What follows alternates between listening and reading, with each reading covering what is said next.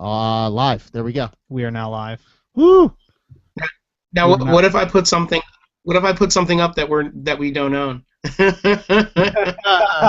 Well, the good news is I'm only using the audio from it, so it doesn't probably much matter, and I can edit out whatever's copyrighted. Yeah. Yep. Yeah. Why not? We could. All right. That's fun. Yeah. All right. So I'll do an intro for the show, and then and I'll introduce you guys, and you guys can say hi when. What is that? I can't even see it. It's blurred. It's blurred. What's going on? It's totally blurred. I can't see it. Oh, that was the most terrible. What was it? What was it? It was a video of the most terrible beatdown I've ever seen in my life. Oh, that's what it was. Okay. All right. Sorry. Oh my. Oh my. Yeah. I don't own it. Did it involve a shovel? Oh no, it's a million times worse than that. Oh my. All right. Well, we'll have to talk about that one later. Yeah. All right. I'm gonna go ahead and get us started with an intro. All right. Sounds good. Is this thing on? Yeah, it's definitely on. It's definitely on. I can hear you. Is this on? It's on. Yeah, I can hear you. Can you hear us? All right. Isn't this fun? This is like more fun, isn't it? Now that we went through all that hell of setting it up, it actually is kind of fun. I did that to Mike Hunter. He didn't know what to do. I tapped his mic on his radio show. I tapped it with my finger. I'm like, click, click, click. Is this on? Click, click, click. But what's great is, that's his problem. You can tap your own microphone. I don't care. That's your microphone. You can flick it all you want. Yeah. He didn't seem to get the joke though. I don't know why. I don't know why. He should have. Yeah. That would have been fun. Because no one ever did that to him before. No. Is this thing on?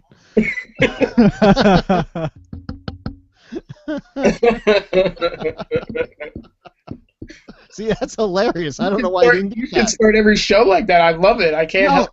Hell, it's funny now, and we're not even there. Yeah. It's so I know. funny. Come on, that's funny. I had to do it. I did it twice to you just now because it was so funny. It didn't bother me. It was your microphone. Yeah, well, I didn't tap my mic. I tapped the computer. Oh, okay. I got a piece of plastic and banged it on the computer. That might be worse. I think that might be worse. At least at the radio station, it's somebody else's stuff if it breaks. You know what's really scary though? Alex just stares at me and he hasn't blinked. Yes. Yeah, Yes. And you've got your eyes I closed. forgot how to blink. But that sword is pretty ambitious. It's pretty scary. My eyes always look like they're closed, but Alex is in the middle of my screen. Do you like the little hint of a smile that's just starting to perk up as I stare There's at you? barely a smile there. It's a Cerebus look to me. Giving me the look like, dude, really? And then like the sound is coming off of his head in rings of sound, so I know he's alive. Blip. Yeah, it's a radar blip. And he still hasn't blinked, and I can't take my eyes off him. I wish he'd blink. I'm so close to him right now. I'm like staring at his eyeball, and no, he won't. No, he's not moving. He's not. He's a staring artist. Yeah, he is. It's amazing. It's amazing. Yeah. Oh man. All right. So we'll get started. All right. We're back after a brief, though extremely productive hiatus. We're actually exhausted. I'm pleased to announce the return of Serious Writer's Block podcast. We've been working on products and services and designing websites and writing novels, but it feels really good to be back. And it's been nagging us the whole time we were gone. We just felt like we needed to get the show back on the air. And today we are going to finally have the discussion that we promised concerning the third and final pillar in the Believe in You model, dedication. So I'm your host, Michael Corder, author of the suspense thriller, Have You Seen Her?, publisher of Last Quarter of the Moon, and co-founder of Serious Writer's Block. With me on the program today is my co-host, Alex D.K. Corder. I'm here. And you may know Alex as the author of the young adult fantasy Return of the Dragon Knights, and he is the founder of Serious Writer's Block. But okay, so I've been teasing the audience with the promise, or maybe it was the threat, that our next guest was coming in to speak with us. Well, today is the day. We are pleased to be joined by Sasha Rott. You can say hi, Sasha. Is this thing on? Is this on? Yeah, you're there. You're there. Sorry. All right, can we Turn on your radio. You're with us. Can we start over? Yeah, we can start over. You want us to start over? No, I'm fine. Here, I'll What's up, start at guys? the beginning of the line. We What's are up, guys? pleased to be joined by Sasha Rott. Is this on? Sorry. What's up, guys? Sasha is an artist, an illustrator, an actor, a stuntman, gymnast, coach, and author of the mystery thriller. I'm talking a crime novel starring a quite fetching and absolutely heart-melting female sleuth, I might add. Tempting fate can be dangerous. Now, in the spirit of full disclosure afforded us by the NSA wiretaps and the likes of WikiLeaks, I have known Sasha for practically my whole life, and he has and continues to not only be an inspiration to those who know him, but an avid coach and mentor of athletes and of writers, well, at least throughout New Jersey, right, Sasha? Oh, yeah, I mean, they don't have to live in New Jersey. They They're don't around need the to. world. Yeah. They're around the world, you know. Around the world. So we are They move away thrilled to sometimes. They do. They move out. They move out. We are thrilled to have such a good friend and so accomplished a writer with us on the show today. So, gentlemen, I have to admit, though, I'm not sure if it was smart to have the three of us who, in addition to being very comfortable around each other, we are so opinionated concerning the art of writing and how to succeed as a writer. And we'd like to talk. And we can talk for hours. So I can only imagine what the cut reel would be for this. It's probably gonna be long. But what I envisioned was going to be an open discussion on the topic. Could very well turn into a miniseries. Well, I mean, it's kind of funny because like you and I will talk, and Alex will just watch for weaknesses. He's going And to I'll just listen to he's him. going to kill both of us I'm just waiting. and then take over the world. I know it. Sorry. Yeah, that's It kind of, yeah. I felt the emotion in that, and I had to latch onto it. Well, look, Sasha, you know me. I'm going to try to stay on topic, but I think we're going to probably fall down every single one of the tangents. Oh, I'm going to try to stay on topic. You're elsewhere. well, I did make an outline for myself, so hopefully I'll at least get back to topic. And you know it's not easy for me, but we'll try. And we'll do our best to keep it organized. But there's only so much that any one of us could do to bottle the energy when we get together. So we'll see where it takes us. Yep. We'll see where it goes. All All right. Well, we introduced the Believe in You framework to our listeners back in December of last year. And it's been a while since we've talked about it. So, Alex, I was wondering if you could remind us of what the three pillars are to believing in yourself. Exactly, and I actually learned this myself.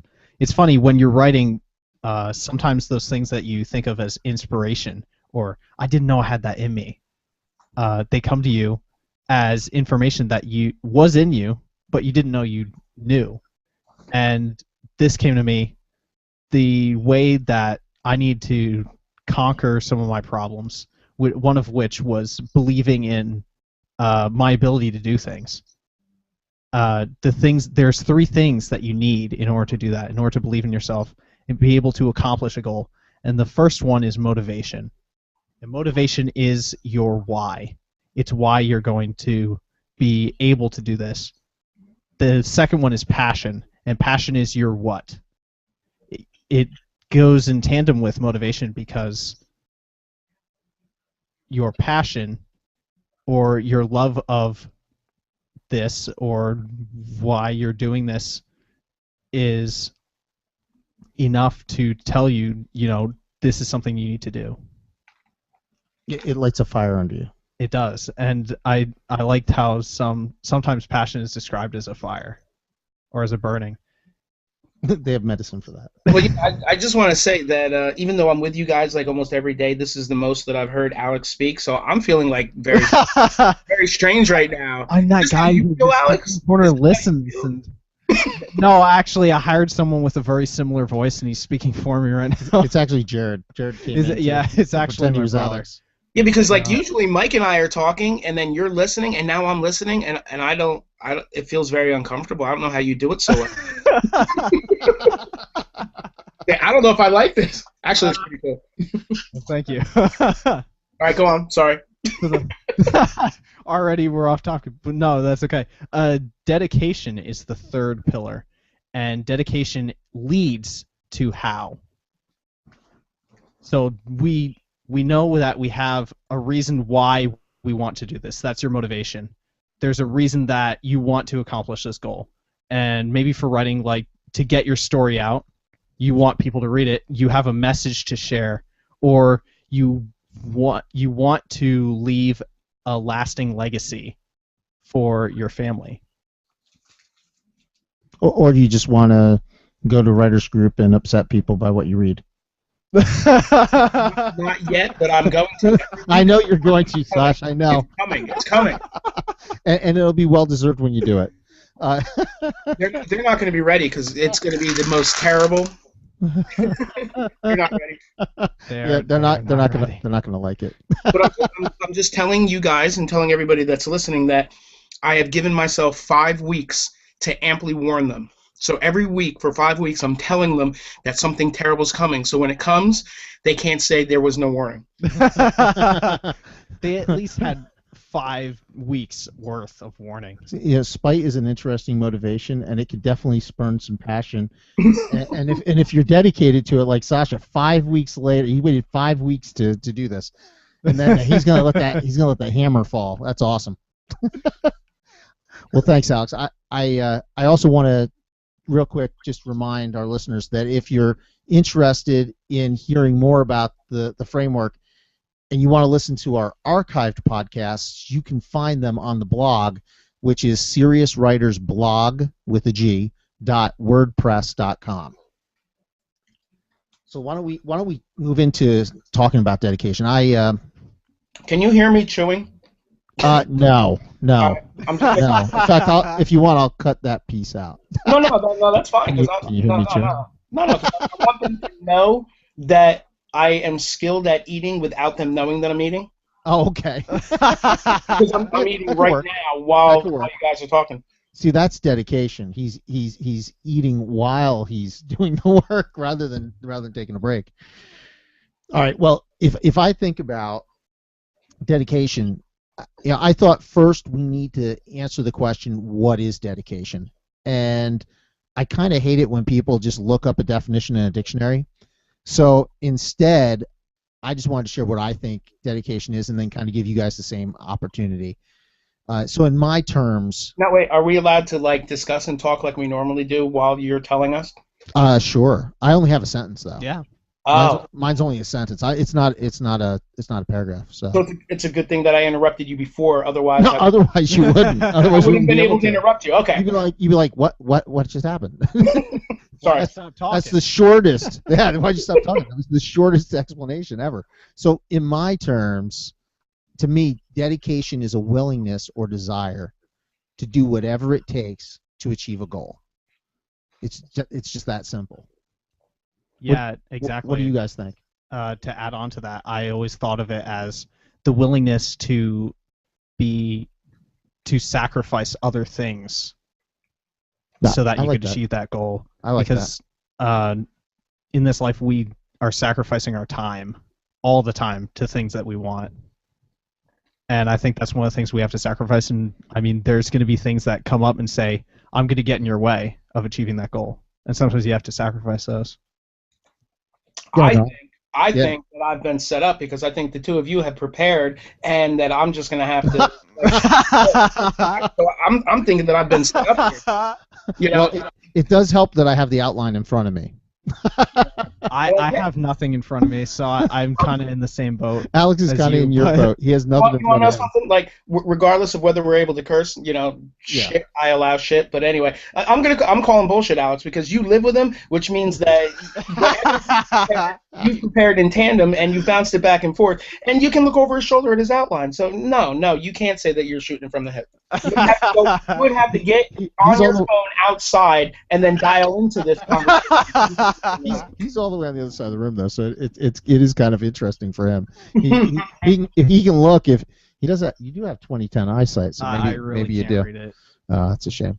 All right, Sash. What do you? I mean, you're on the spot, but what do you think? To you, what defines dedication? How do you know if somebody's dedicated to something? Can I do an uncomfortable pause? Yeah, let's do No, one. no, Let's do one. No. No, I agree with both of you guys. And dedication really is. It's funny because all the things that you're talking about, I kind of lump together. Your motivation, your dedication, all of it.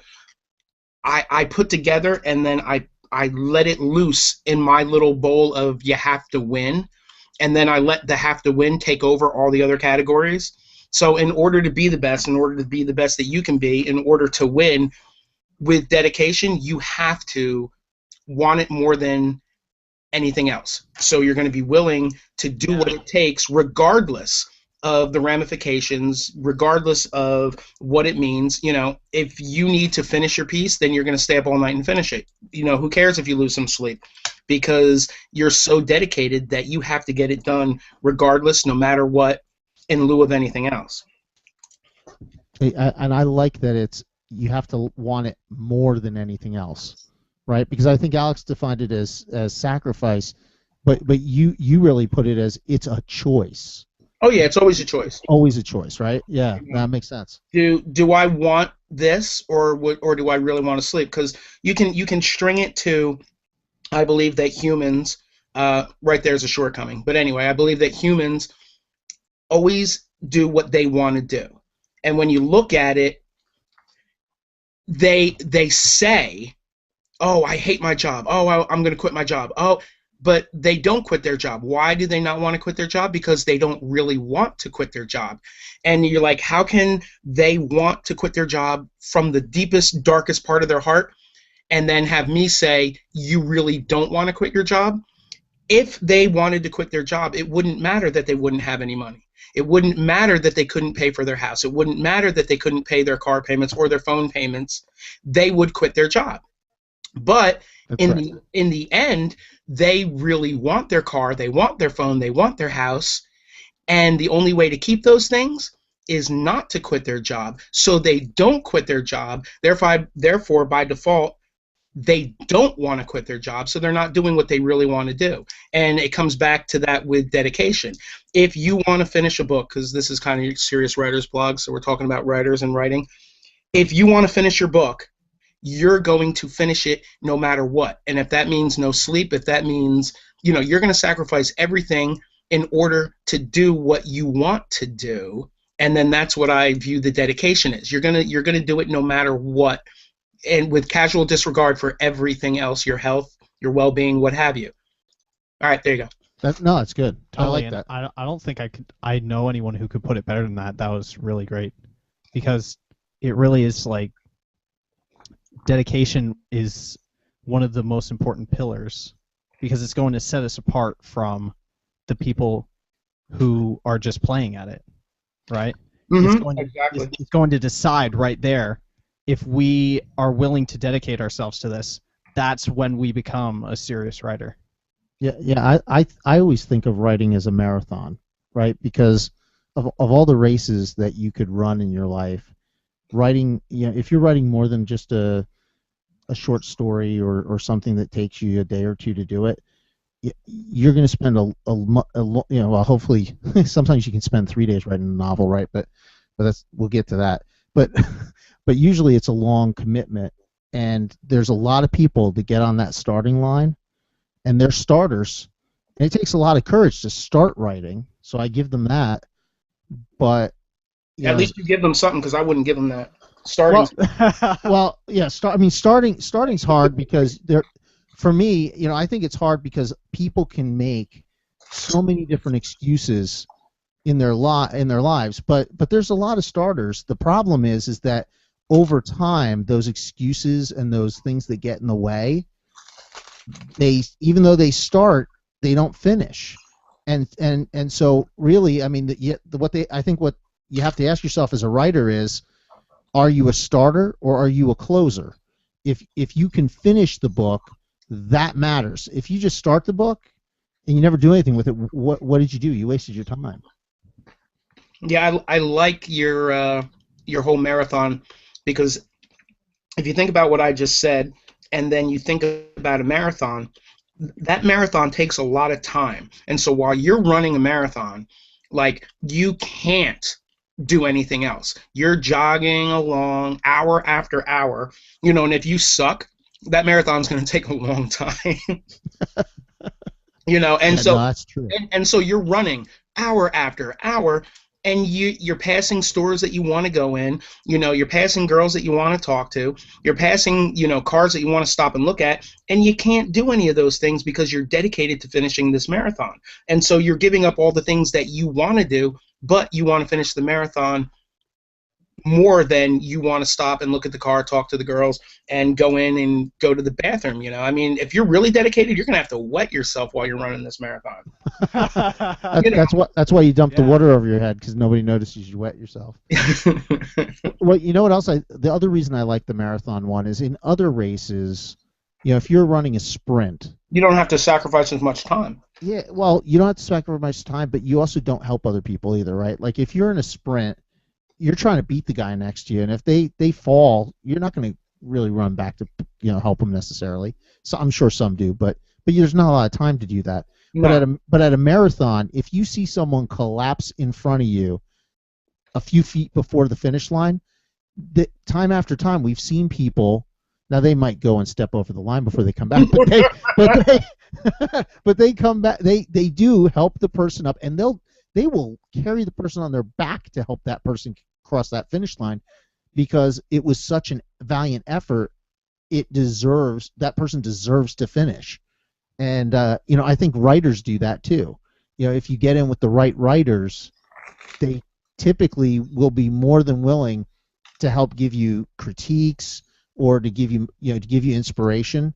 I mean, we just finished Camp Nano, right? And there was plenty of people that were willing to say, hey, you can do it. When Alex had one word to go and there was like 10 hours left, the guy came out and said, come on, Alex, you can do it. It's only one more word. I thought that was cute. That was really bad. Yeah, that was nice. But if you notice, the people who were encouraging at that point were the ones that had already disqualified themselves and weren't running the race. That, or the people that had already finished, right? I mean, you had already finished. You were encouraging everybody after you had finished, right? You're at the finish line going, "Come on, let's do it!" And in the beginning of the race, when I thought that Alex was like being deceptive and being sneaky and that he was ahead of us, I was running so fast. I was like, I can't see Alex, but I'm going to run as fast as I can. It was just me being so what happened was, in that analogy, I hid in the tree and just stayed in the tree until it was not even funny how much I had to run afterwards. But yeah, I hid in the tree and you didn't see me. He was doing good. He was doing good the first couple of days, and then it just kind of fell apart. And I was an idiot for signing up to do Camp Nano. I think it's really funny. Fear that we're getting ahead of you is enough to get you motivated and going, but the fear that you'll do one of those contests without us, that you're like, well, if you can't do it, I'm still going to do it. And I'm like, well, man, I don't want to. I do a couple. I let you get away with some of those, but man, I hate the idea of you're writing something and I'm just sitting there doing, who knows what. And but speaking of that, I really wanted to let our audience know, kind of who you were, or who you are. I don't have to use past tense. Who you are, and why we asked you to be here. Why did you ask me to be here? Well, I'm going to get to that. First of all, because of your artistry, and secondly, because I don't know anybody other than probably me that is as competitive as you are, but you're actually successful at competition. So, but starting off with the artistry side of it, you've received Sasha's received his bachelor's in fine arts from Temple University. And in addition to Sasha, is it hundreds or thousands of paintings and illustrations at this point? Oh, I have no idea. If you count the comic book pages, it's probably thousands. I Count wanted to paintings, say it might be hundreds. thousands. Paintings, probably hundreds. Who knows? Yeah, I thought the paintings might be in the hundreds, and I figured with illustrations you're in the thousands. But in addition to that, Sasha's written 13 novels, a graphic novel, a screenplay. Hold on, I have to clarify because Mike always points out, and he never lets me get away with it. And I always plead and beg to let him, let me get away with it. I have a 630-page novel that has 10 pages yet to be written, and he never lets me count it. And today's the first day he's going to let me count it, even though I have 10 pages left. And now I feel so guilty I can't count it because I. All right, so 12 novels. 12 novels. Now that you don't let me count it, I really want to count it. So 13 with 10 pages. 13. Okay, 13. 13 with in it, the extended version will have 10 extra pages. Yeah, there you. I like that. Which That's is the solution. it's like Peter Jackson. What happened to the end of the movie? Well, we're going to get that on the extended version. It's really just an epilogue that's left, so you really Right. it doesn't matter. Yeah. I feel there's better resolution in the extended version. Yeah. All right, so I'm going to start the count again though, because so 13 novels, give or take 10 pages. Thank you. A graphic novel, which you published. Make me honest here. Was that in the early 90s? Well, Temple University actually Yeah. published it because they footed the bill and they got the publishing credit on it. But yeah, that was in the early 90s. Wow. A screenplay, which is absolutely fantastic. You published an art book, and you have 2 novels plus 10 pages still in progress. Mm-hmm. And now, if I remember, the last count was over 1 million words written. Yeah, 1,200,000, I think. Yeah. Now, does that include the most recent Camp Nano, or is that without that? No, that's without that 55,000. Wow. So, I think anybody could see that you're definitely an accomplished artist and author. But in addition, what they may not know is that you are a fierce competitor. I said that before, and I'm going to stick to my guns. 5 consecutive NaNoWriMos, 5 Novembers in a row, you have won Nano.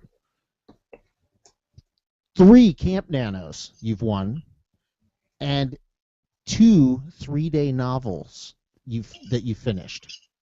Yeah. And I don't know if everybody on the show realizes, if they're listening to it, there's the 3-day novel is write a good sized novel, maybe 150 pages, if you can, 50,000 words in 3 days, and you do it over Labor Day weekend. Yeah, that's a rough one. Well, I think if we talk about sacrifice like we did before, we are obviously dedicated. The first time, I think you drove, so I couldn't even leave. I learned that lesson. The second time, I drove. I drove the second time. But then, we got to the point where we weren't eating like normally. We were drinking so much soda that we were floating away. And like our feet were swelling. We were having all sorts of problems because. Well, I lost control of my little finger trying to keep up with you because you messed up my sleeping. Like I was gonna sleep, for 6 hours all 3 days, and then I saw that you were awake, and I got so paranoid that you were pulling ahead that I slept for 4 hours instead of my 6. And my little finger, the A key, was hitting an A in between every other letter as I was writing for some strange reason. Did you just say your A key finger? Well, my A finger, yeah, probably. But. My A key finger. It was A key. Oh, that's funny. I should have ignored that. You should have ignored that. That was horrible. See, I don't usually. A key finger. I don't usually do that on the show, but I usually do that to you. So that makes for an interesting dynamic. Yeah, I don't usually do puns on the show, but that's good. That was a good one. So I guess here's the question. Summing all that up, your experiences as an artist and as a writer, where does dedication come to play for you? Like where do you derive it from? Where did you get that kind of discipline Because I think we talked about sacrifice, but a lot of it's discipline, right? You do it whether you want to or not. Where does that come into play for you? Would it come into play, or where did it originate from? Why don't we answer both those questions? I like that. All right. Originate from? Probably my mom. And inadvertently, because like when I was really little, I would draw something and I was so incurably pleased with it. Like I'm like 3 or 4 thinking it's the greatest drawing ever. And my mom was like, "Oh shit. How he's never going to get any better if he's so satisfied with what he's doing now. How is he ever going to advance?" And so she never was as pleased with what I did as I was. And so I was like, wait a second, I'm going to have to show her that this is the best by doing another one that's even better, that I can be more pleased with. And then she's like, "Oh yeah, that's nice." And I'm like, wait a second, it's the best picture ever. Horses have like 20 legs. Of course it's great.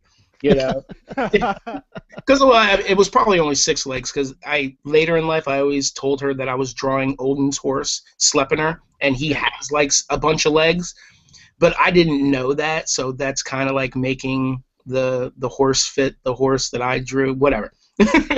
So to try to show her that it was as great as I thought it was, I would always have to make it better, and then there were never the accolades, and I could never understand why she wasn't so incurably pleased with whatever I did as I was, that I had to keep going. I mean, she was really nice. I'm sure, she did the mom while hanging on the refrigerator, and this is nice, but that wasn't enough because it was the greatest picture ever. Well, by the time I met you, and I think you were probably in 3rd grade, and I was in like 1st grade or something like that. And by the first time I met you, you were a better artist than anyone else in the school that I knew of, including the art teacher. I hope she's not listening. I don't remember who the art teacher was, but I just remember thinking, wow, he's really, really good. I think Mrs. Rush was our art teacher in Winnemassa School. Yeah, I think you're right. Well, hopefully she's not listening. I was better than her. You know who the danger was at that point? Yeah. The one that I always looked over my shoulder. Nicholas Dullock was fabulous. Yeah, Nicholas was really good. But I don't know. At some point it just comes down to style, and his stuff was great, but there was always something in your work, and it didn't matter what the topic was, right? There was just something in there that I could relate to in the drawings and pictures and paintings you do. I'll just tell you what, though. It was a big monkey off my shoulders when he stopped drawing everything but dinosaurs. Like, I was like, thank God. Because all of a sudden, because he was always there and he was really good. Yeah. And so, like, one day, he just stopped drawing anything except dinosaurs. And, like, at that point, I was like, oh, well, I got this now, because all I have to worry about is dinosaurs. And I don't need to draw dinosaurs that often, so I'll just lay claim to everything else. and then like he left our school for a while, so then I didn't have to worry about him at all, because like he was off somewhere else drawing dinosaurs, and I was like, all right, good riddance. That's right. Yeah, and then they moved. So yeah, sorry, Nick. Yeah, then they moved. Yeah, no, I like Nick. I like his brother Stefan too. Yep. Yeah, and Stefan was in my class. Oh man. All right, so I think we know where it started from. Now when you are approaching creating something, you're working on a work, where does that dedication come in? Like, is it something that from the start of it you have a discipline that you just, or approach that you follow, or does it have to kick in when things start getting tough? Oh no, it started so long ago that it's not even like I don't even identify it anymore. I guess and this is probably relevant to all artists in all art forms and fields, and even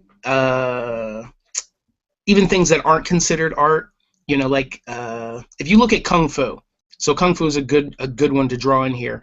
everybody thinks of the Chinese martial fighting art as kung fu, and really kung fu means time and energy. So anything that requires time and energy is to be considered kung fu, and then wushu is like the Chinese form of fighting art. So anything that takes time and energy is kung fu, and then anything that is kung fu can indirectly be considered art. So like if you're really good at mowing the lawn and you have good kung fu with that lawnmower, it's an art form. And then once you mow that lawn and your neighbors see the immaculate, perfect lawn, like everything's going in the same direction, like you get out there with tweezers and you cut off the ones that that your lawnmower don't cut. And there's jealousy because they're like, oh shit, he is a badass at cutting the lawn. And then look at his kung fu. Exactly. And then they have to up their game and cut their lawns better. And then once he's established himself, look what I can do.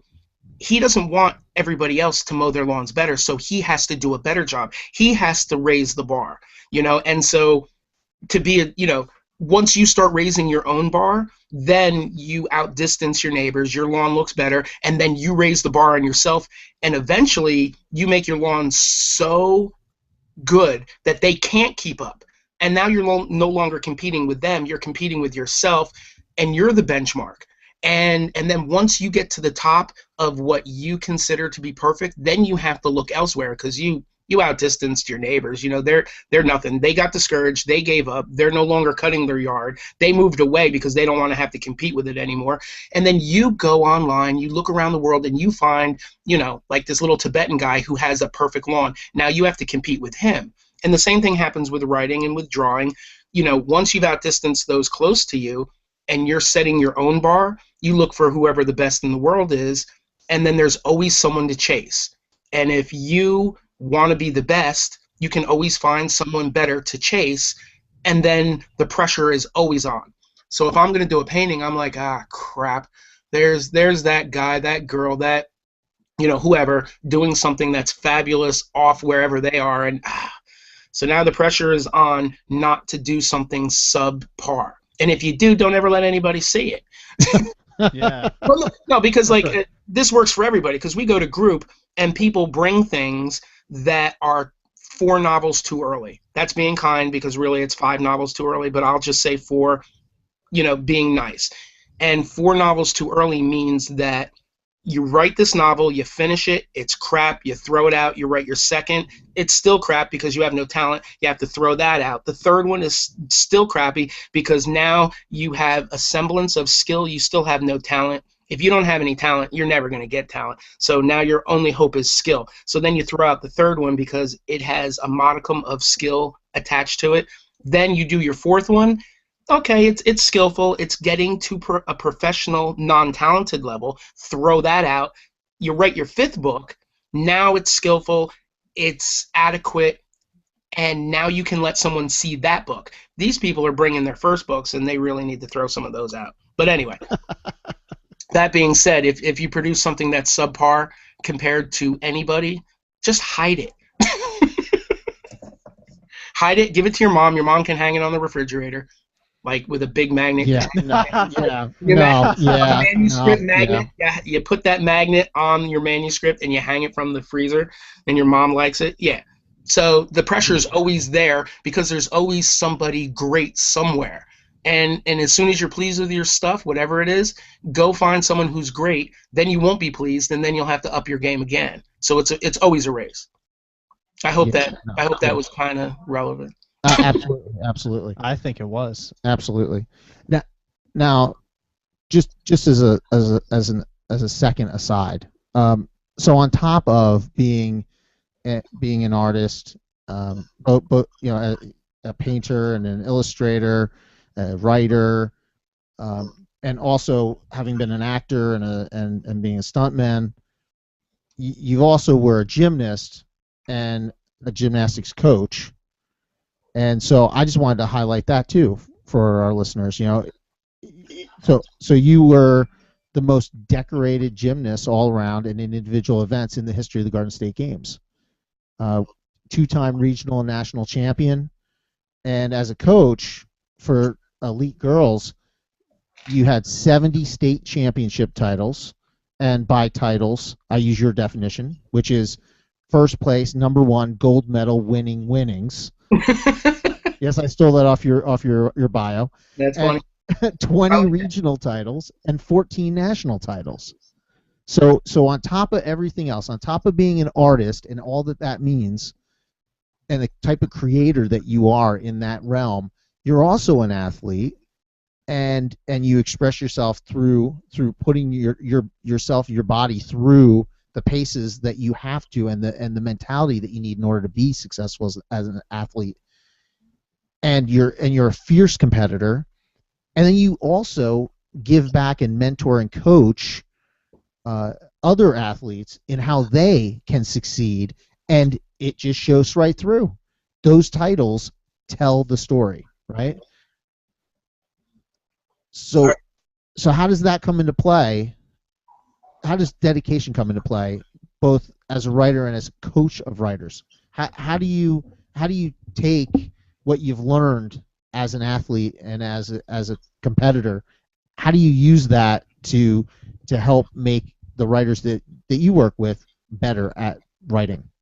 All right, it's funny because anybody who listens to the podcast, they're going to be like, wow, he never starts off answering a single question that he's asked. How can he start off to the side? And then if they stick around, they'll get the answer at the end, but sometimes it's a circuitous route. Oh, geez. I'll try to remember your long question and then get to it. I can ask it again after. No, that's fine. You preface it.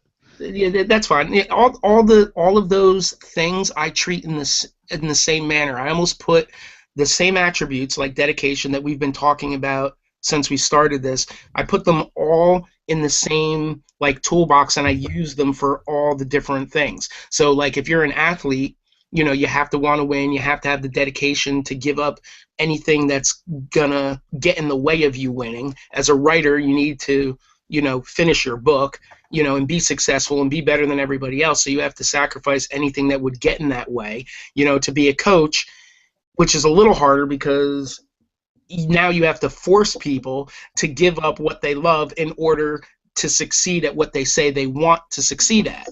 And so that's a little bit harder. So, you know, anything that's one step further than your own body means that you have to rely on somebody else, and then that somebody else can mess everything up. So I think like when coaching students, when coaching coaches, when helping artists, and then coaching and helping writers, it's the same thing. You have to pass on your enthusiasm for the art, make them see what they're doing is worth the sacrifice that they're going to have to give up. And then once you mold them to the point where they are of like mind, which they already started that, because otherwise you wouldn't be helping them if they didn't, you know, have an interest. After you convince them that what they're doing is worth it, then you have to convince them that to sacrifice all the distractions are worth the end result. And then it's just it's a psychology game. It's, you know, trying to keep them on track to finish what they said they wanted to do. If that kind of answers what you asked. Yeah, no, I like beautifully that. Put. Yeah, I like that. It adds accountability into it, right? Oh yeah, most definitely. I think it also describes everything that, at least me personally, I wanted Serious Writer's Block to be, was that we could show people that this art form is important and that there are reasons why we should be excited or be enthused about it. And that's where you're going to lose the vast majority of people who say they want to do anything. When you have to change how they think. You have to make them understand that what they're doing is valid and is important enough to give up everything else. And the vast majority, of the rabble that do a sale, when push comes to shove, they would rather do everything else except. And that's what I always put it. It's like they want to do everything except, and the except is except succeed with what it's going to take, or what they have to sacrifice everything for.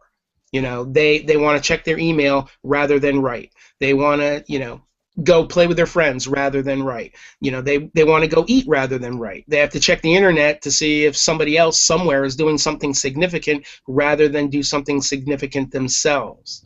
Okay, I'm gonna say it.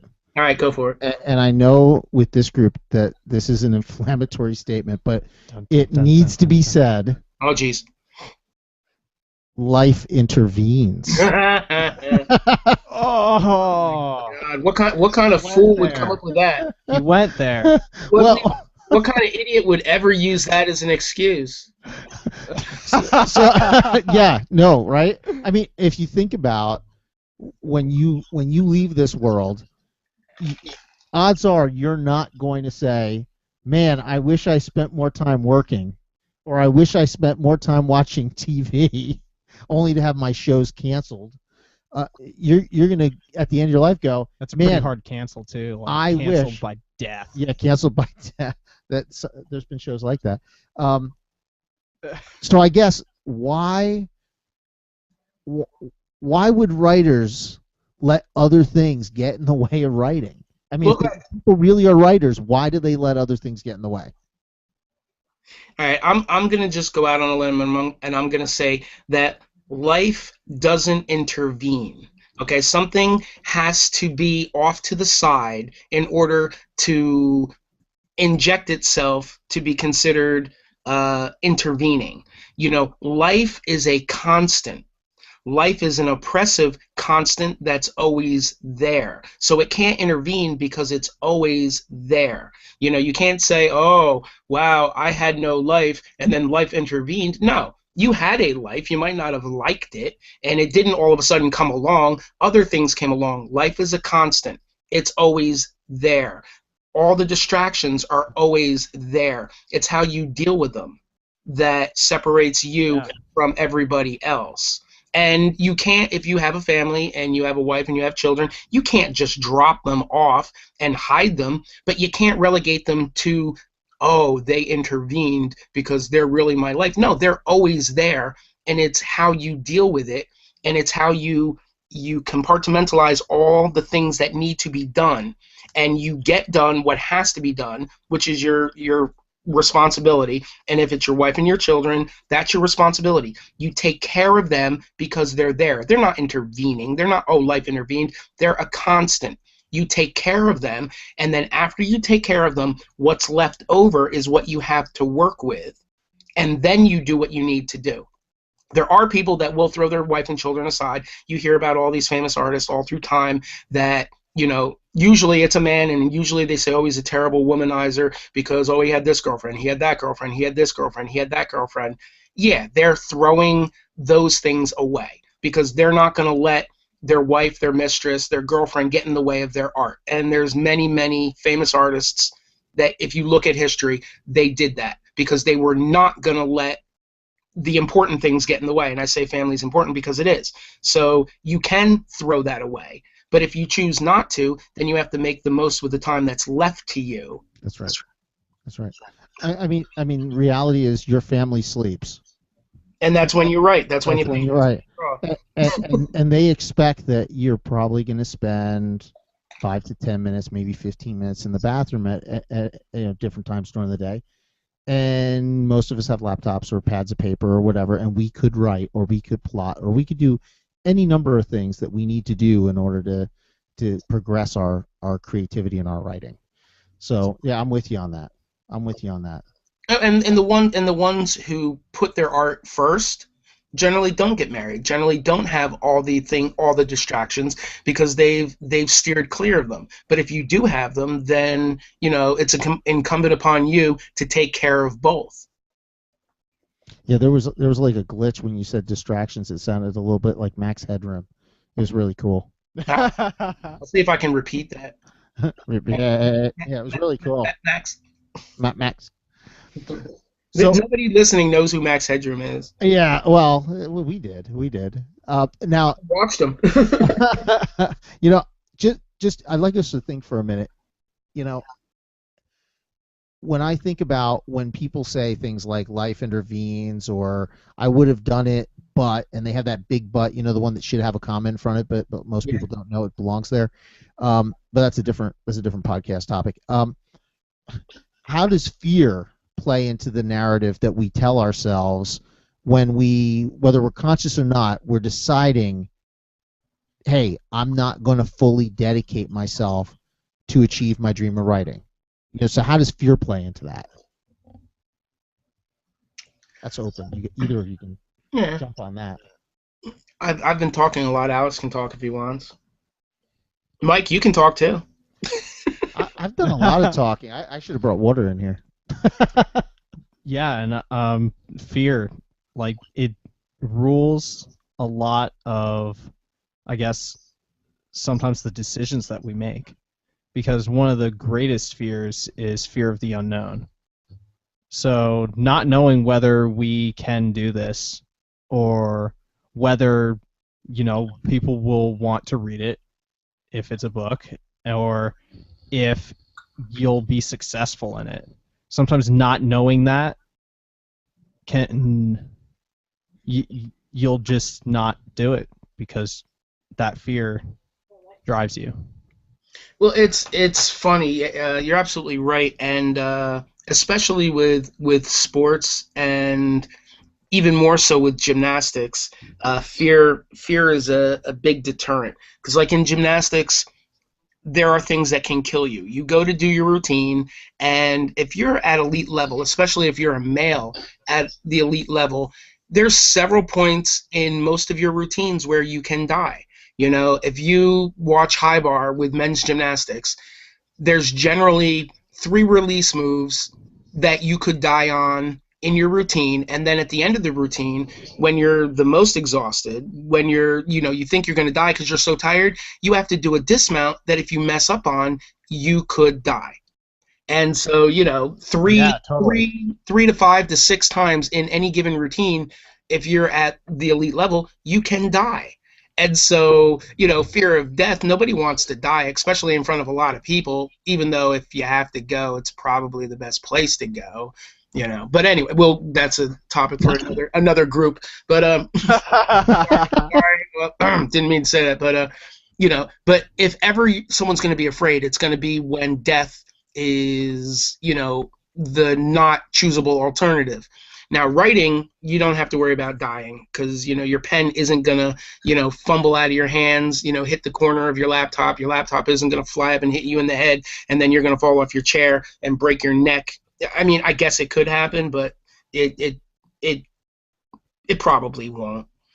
But so the fear of not succeeding, and I think that's what you were alluding to, Alex, that can cause people to stop, or the fear of competition, the fear of failure.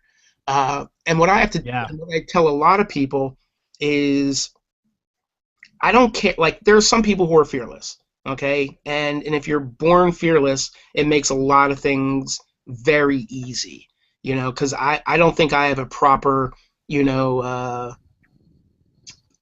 I don't think I have fear, so that makes things a lot easier. But what I teach people is it's not to be fearless, because fearless can make you reckless, and you can get into a lot of trouble if you're fearless, because then you don't weigh out, the cause and effect, because you have no fear. So you're not seeing the ramifications. You're not seeing what could go wrong because you don't care, because you have no fear. What I try to tell people, it's not being fearless that's important. It's being brave, because if you're brave, you can identify the fear, and then once you identify it, you chart your course of action, and then you do it anyway. And that's what being brave is. You say, oh, wow, this is terrible. That's fear. I'm terrified of this, but I'm brave, and then you can do it anyway. And if you change how they think and you teach them to be brave, not to be fearless, you teach them to be brave, then everything that you had mentioned, Alex, and the things that that I had mentioned, you can overcome them, because now you have a tool, you have bravery to overcome fear whenever it raises its head. Yeah, I think that's fantastic, because I most of the time I think when we're thinking about writing, and I'm obviously not talking to us here because we're all serial writers, but I think that a lot of the time it's unconscious. We don't necessarily decide we're gonna flake, although some people do. I think a lot of times it just happens, and it might just be that we never make writing a priority, and or maybe it's a fear like you've both said. It could be fear of failing. It could be a fear of succeeding. What do I do if I do this? Or it could be, like Alex said, a fear of the unknown, right? But I guess what boggles my mind is, why would we deny ourselves the joy of writing when that is what we want? Why do we let the fear take that away from us? We like writing. We want to write. Many of us want to publish our work, but then we flake. Why do the writers do that? Well, yeah, I think that you did a good job of steering this conversation full circle, because now the fear and the flake leads to the lack of dedication, and the lack of dedication is what allows things to, and yes, I will say it allows things to intervene. I still won't concede that life is not a constant, but video games can intervene. That's not That's life. right. That's right. Life is being, and if you want to, get philosophical, being, I am alive, this is life, and that I am a being, whatever. So life doesn't intervene, but everything else can. Well, Half-Life is a video game, and that could intervene. Yeah, obviously. So Half-Life could intervene. Yeah, video games can intervene, and or be a distraction. And so if you allow other things to be a distraction, and unfortunately the people who are the easiest or the most easily distracted are the ones who didn't have what it took to do it in the first place. And it sounds dismissive and it sounds terrible, but it is teachable. You can fix it. It's the same as losing weight. Okay, one of the reasons why an overweight person has an awful lot of trouble losing weight is because they're lacking the discipline to stay on a diet. Diets are hard. Food tastes good. Food is awesome. Diets are difficult because essentially you're starving yourself. So the discipline and stick-to-itiveness that it takes to go on a diet and lose the weight is the same discipline that it takes not to put the weight on in the first place.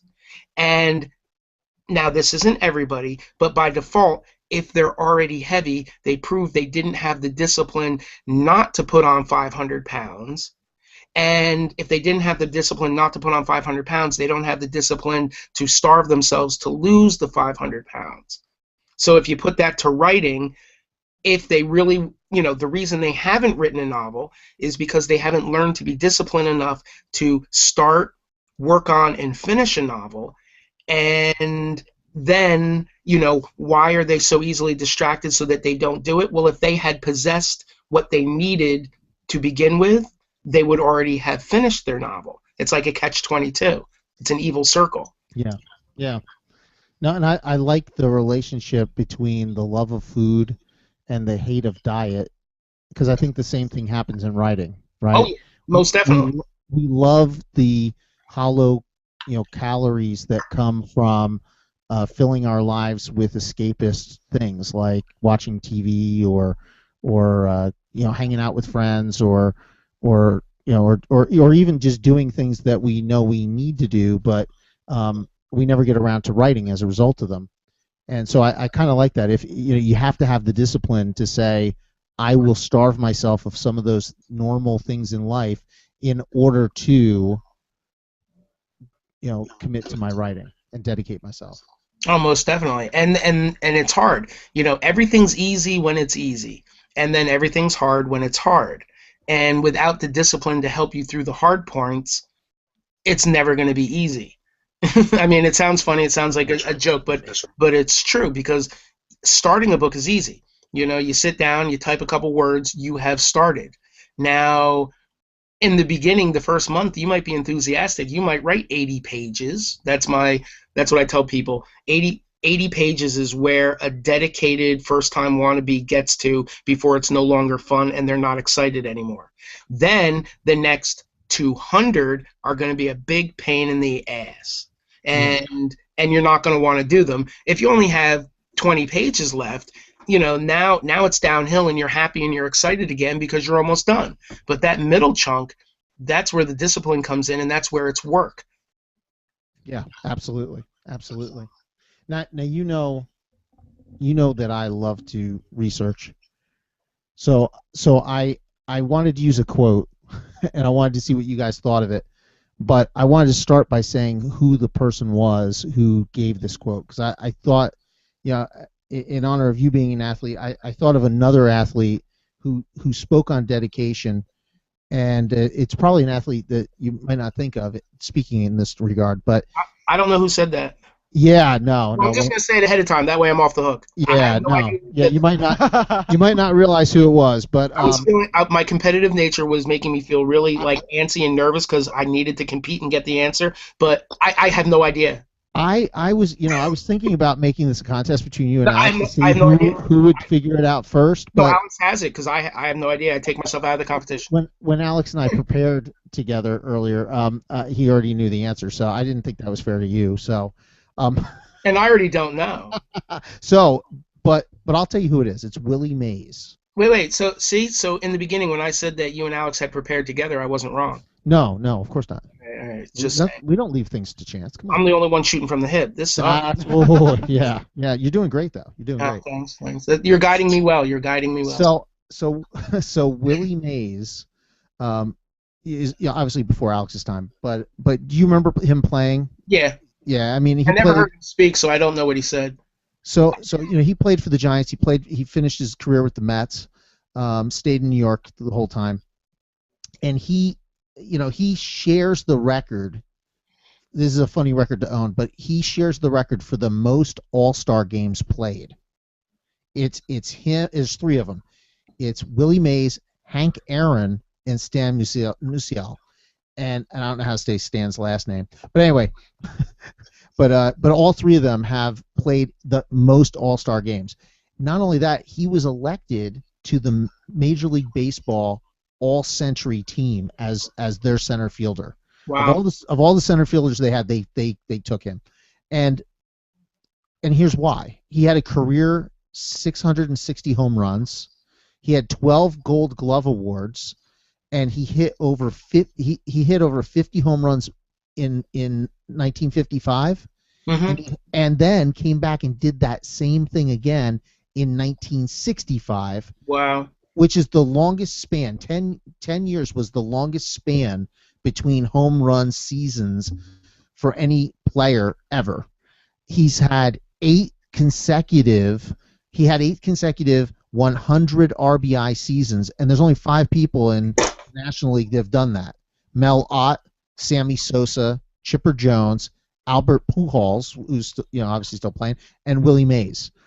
And in 1999, Sporting News named him the second greatest baseball player and the greatest living baseball player at that time. And he's going to be a guest next week? No, wouldn't that be great? Oh, I wish. That would be so awesome. That'd be so awesome. The way you were doing the lead-in, I was sure he was here. Wouldn't that be good? Wouldn't that be good? What's behind door number 2? It's Willie Mays. No, he's not actually. Well, here. I wish. Yeah, no. I even tried to get Billy Mays, and apparently he's unavailable. But think about this: someone who's accomplished like that, I want to hear what they have to say, right? Yeah. And so here's what Willie Mays had to say after all those accomplishments. He came back, and the question he was trying to answer is how did you do it? And his answer was this: in order to excel, you must be completely dedicated to your chosen sport. You must also be prepared to work hard and be willing to accept constructive criticism. Without 100% dedication, you won't be able to do this. And I thought, wow. He kind of wraps up all the different things that we were just talking about. Yep, most definitely. And what was funny is I didn't know that when I picked the quote. I think we've caught all of those. concepts, right? Hard Yeah. work, willing to put in 100% dedication. We didn't really talk about constructive criticism, though. No, but Yeah, I didn't realize that I have opinions it on would that really too. come up. Yeah, I I didn't really. I didn't think I didn't know it would come up, but I think Willie Mays brings something crucial to the equation, right? hmm If we think about constructive criticism, I mean, for instance, when we go to writers group, there's a lot of criticism that goes around, right? Everybody wants to critique each person's work, and some people handle that better than others. Yeah, I don't think anybody really likes it, and the people who say that they're like the people who come in and they're like, "Oh, critique me. I want it." They're lying. The reason they're saying that is because if they say it, then that gives them an out for someone to say it. If you go in saying, "Oh, I'm the best," no one's going to be able to criticize me, and then they attack you, you almost take offense. But if you go in saying, "Oh, well, I don't," and you're self-deprecating, you're like, "Oh, I don't know if this is good," critique me. Half the people who are only going to critique you because they're like, "Oh, I'm going to knock this person down," won't because they hear you say, "Oh, critique me," and then the other half are like, "Oh, I don't have to do hostile critiques because they already expect it," and so now they're prepared for people to critique and they don't like it, because No, if a person comes in and says, critique me, I'm ready, and you're like, you know something, you suck, you have no talent, you suck, you should go home and pick something else. It's going to devastate them, even though they led with, oh, I'm ready. They weren't ready. They weren't that's right. ready. That's right. That's right. They were ready for you to dub them a knight. You are so good. You are Sir Steve. I mean that right? They're ready for it, and we weren't talking about you, Steve. Yeah, yeah. But I had to use somebody, and I figured you wouldn't mind me knighting you, so so that works. But both of you know I am extremely driven, and I'm very hard headed, and I think I've come out in several writing group sessions to say, look, you can say whatever you want. I'm not necessarily going to go change my book just because you said something. Because when I write, and it's probably true in most things I do, I know where I'm going, I know how I'm getting there, and I'm more than willing to admit that more often than not it appears to be neurosis. But I also know that there's a time for letting down your guard and accepting well-intentioned, truly constructive criticism. I just find that it's hard to find that, and I noticed Alex just stepped clear so he wasn't struck by lightning when I said that. Yeah, I'm back now. There's a little jumping around going on. I had to look to see why he jumped. It was kind of interesting. But you have to be willing to accept constructive criticism in order to improve your craft. And Willie Mays, he basically put it forth. He's like, you not, and I'm paraphrasing him, but not only do you need to be prepared to work hard, but you need to be willing to humble yourself and accept constructive criticism. And I think that's hard for people. I think that most of the writers that we end up working with have a hard time. They really struggle the first time they hear something, and it's not, this is the most wonderful thing that I've ever heard in my life. All right, Alex, do you want to say something? Because I feel another 5-minute lecture coming up. So you better say first. Because unfortunately, when Mike said we're all opinionated and we all have, yeah, he was right. So.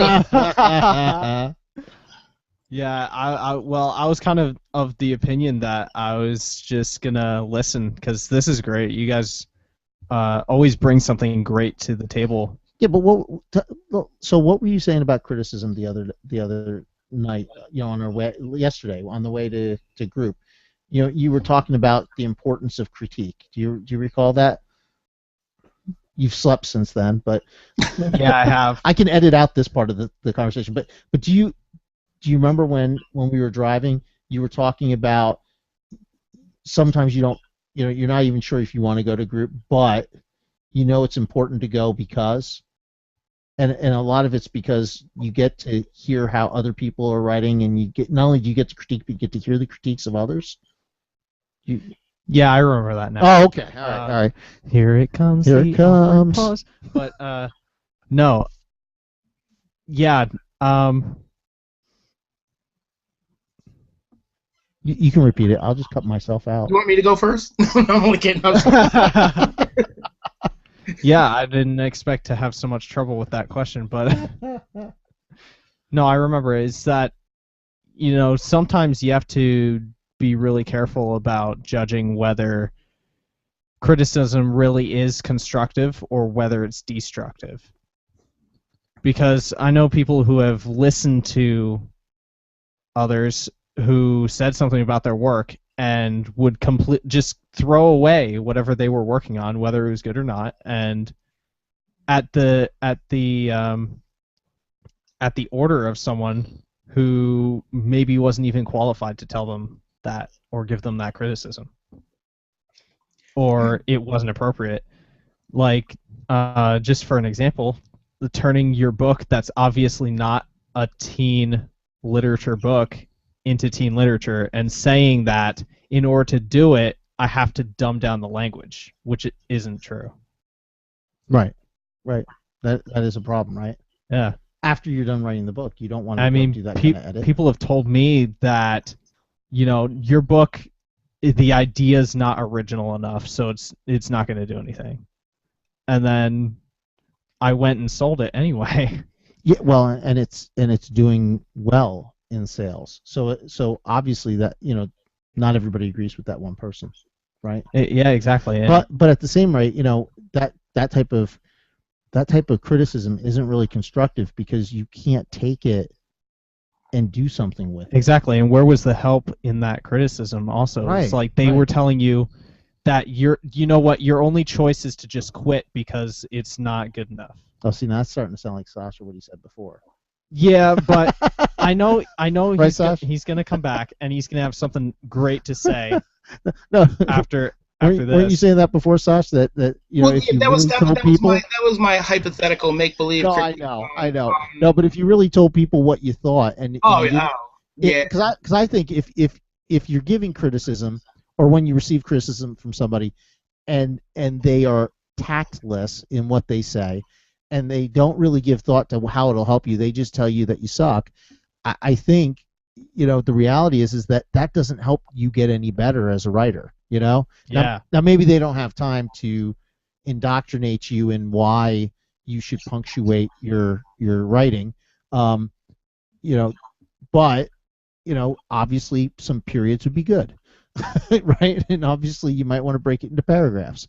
So, but I don't think it takes very long to give those kind of to give a good critique. I don't think it takes that long if you're paying attention and if you are thoughtful in what you want to say to them. All right, now I'm gonna have to speak finally. You guys bring up so many good points, and it's hard. I almost need to write down all the things that I need to comment on because as you bring up your points, you bring up tertiary points that still need to be addressed, and I'm like, crap. How do I? Okay, so I'll have to steer back. So Alex, it's really funny because everything that I was going to say, with my opinionated nature, you touched off on, which I thought was really cool because it makes for a good segue. But then you went and brought up, oh, well, it's not original enough. So then I'm like, oh, now I have to address that. Okay, if you go into a bookstore, the simple fact that writing is broken up into genres means that by default, it's not original. And yeah, there's going to be people who complain and say, oh, that's bullshit, I can't believe he said that. But why do you have genres? You put everything that is the same together. If it's a cowboy with a cowboy hat and a cowboy gun and boots and a horse, riding out to shoot people and protect the widow who has a child, and the bad guys trying to take over her farm, and you put it in the Western genre because when you read Westerns, even though they're all different and they're all individual, they're all the same. And then you have high fantasy. And why is it high fantasy? Oh, because it's high fantasy, which means by default they're all going to be the same, even though you're going to have individuality and things that separate them, and then you have, if you have a vampire story, you put all the vampire stuff together. Why? Because they're all about, these creatures with fangs, drinking blood, killing people. I mean, that's why. Sparkling in the sun. That almost could have been the same genre. It's like, okay, we're going to have a team. I had to derail you there, didn't I? But the thing is for someone to say to you, oh, this isn't original enough, so it'll never do well, you're like, wait a second. The only way it's not original enough is when you have to break it down into a genre so you know where to put it on the bookshelf. You say, what is it similar to? And then you put it on the bookshelf with the things that it's similar to, so that all the people who love reading those types of things will get to your book and say, oh, shit, this is pretty good. I'm glad that they put it here. Otherwise, I would never have found it. And why did they put it there? Because it is like they said, oh, this isn't original enough. No, it was like something else, so you put it in that place on the bookshelf so that the other people who like those things could find it. All right. Anyway, now let me go on to critique. Critique, I like to break it down, and this is coming from, like, all right, art school, like, these writers have no idea what critiquing can be. It can be the most horrible, destructive, nasty, violent, horrible experience that anyone has ever, subjected them to. And I say subjected them to because you came to get critiqued. And generally, if you put somebody in a position of authority to critique somebody, they're going to destroy it. If you go to a writer's conference, convention, you meet with an editor or an agent, a publisher, their job is to, they have their pick of the best, so they don't care if they damage you beyond repair because you're just another nameless person. So if, and I always use Stephen King even if it doesn't apply. If Stephen King writes something and gives it to Alex, and then Alex takes it to a publisher, the publisher will probably say a lot of really nasty things. And he doesn't care if he destroys you because he knows he'll sign Stephen King, even though he's reading a Stephen King manuscript. Then he won't even realize I got Stephen King to ghostwrite it for me. And he won't realize it. If Stephen King... That was expensive. If Stephen King appears before the same publisher and with a Stephen King piece, the same piece, he's going to be told how beautiful and wonderful it is. And so critique, really, to a point, is bullshit, depending on who it's coming from. So, Sash, it's even worse than that, though. Because if I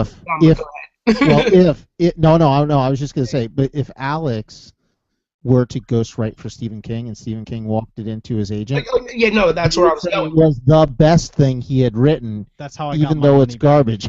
well, to extend your point, right? To extend your point, but yeah, keep going. Well, the reason I didn't give Stephen King Alex's manuscript is because I hadn't set the precedent for where Alex's manuscript was. Because I was going to say, I would had to have said, okay, if Alex wrote something on purpose that was bad, because he doesn't, so I'd have to say on purpose, and he gave a bad story to Stephen King, and then Stephen King wrote something good and gave it to Alex, the publisher would say that Stephen King bringing a bad manuscript, it was awesome, and he would say to Alex, you're bringing an awesome manuscript, he would say it sucks, because that's just how it goes. But But as far as critiquing, like when we go to group, I don't ever want to say anything that will discourage a writer. And like gymnastics, if you go back to gymnastics and coaching is how can you teach them to do it correctly without telling them that they suck, and keeping up their morale so that they can implement what you're telling them. And it's not so personal as writing, because like when you write, it's like, oh, it came from my soul. No, it came from your fingers. But in gymnastics, you're not so personally attached to your routine, so it's easier to hear. And also the ramifications are immediate. You do something wrong, it didn't work. The gymnast says, why didn't it work? And then you tell them why it didn't work. and then they implement it because they want it to work. In writing, all these writers think everything they do works. They don't say, oh, this didn't work, what do I have to do to fix it? They're like, oh, this is fabulous, praise me. And you're like, well, that didn't work. And they're like, ah, shit.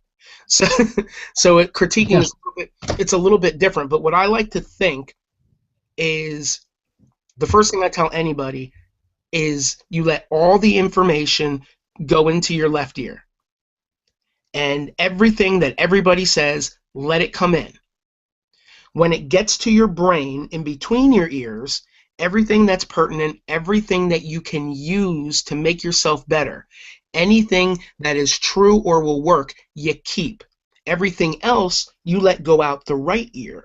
And that way, you don't get offended, you don't get upset, you don't get hurt, and you can make yourself better even when they're trying to destroy you or they're saying things that have no value.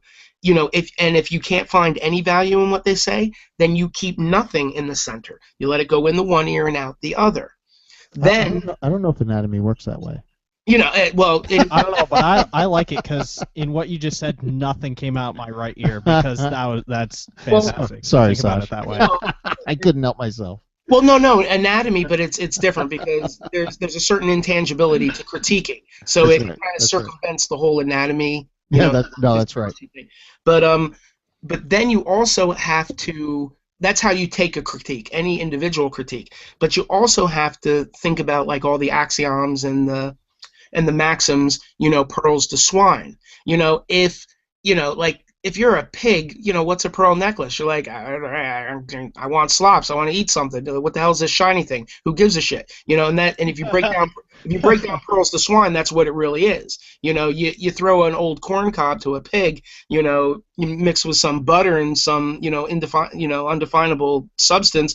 He's happy. He's like, oh, this is good. And then you throw him a pearl, he's going to try to chew on it. It's wasted on him. So you have to identify who's critiquing, and if you're beyond them, if they're incapable of understanding what it is you're offering them, anything that they offer back, generally speaking, isn't going to be of value. And this is where ego, people will accuse others of ego, and it is ego to a point, but ego is also a mechanism for self-preservation, because if you think you're too good to get down in the dirt, you can stay a little more clean. You don't get as dirty. And so there comes a point where you don't want to go backwards anymore. You don't want to go in the dirt. You want to keep getting better. And so if somebody just sucks, they're not the ones to critique you. And you don't want to dismiss it, so you let it go in one ear, but the thing is they're not the ones that you want to critique you. If you're, the pursuit of any art, of anything worthwhile, is to get better. And, getting better means you're going uphill, and if you pick somebody who's better than you and you chase them, you're constantly getting better. You're constantly getting better. You don't pick somebody who's worse than you to imitate or to chase or to emulate. You pick somebody who's better. And so if you're chasing someone who's better to elevate yourself, why would you go backwards to allow someone who's worse to critique you? So you have to be very careful. And if you go backwards to someone who doesn't understand and then they say hurtful things, it could affect you. You might not be able to let it go in one ear and out the other. So you have to think of it as self-preservation, and if it's forced on you, you have to be able to deal with it. But you also shouldn't put yourself in a situation where you can get beat up without any hope of betterment. Yeah, no, that makes sense. Yeah, and that's great because there's kind of a dichotomy there too, where you need to preserve that, and you need to realize where people are just beating you up, right? Mm-hmm. But you also have to be willing to accept when someone's saying the right thing, something that might actually help you. Yep. Well, and you, I think you know how bad I am at accepting criticism, because I kind of just look at it as, hey, look, I have a vision for what I want. I know what it should look like, and barring some unforeseen typo or just in, maybe I fell asleep while I was typing it.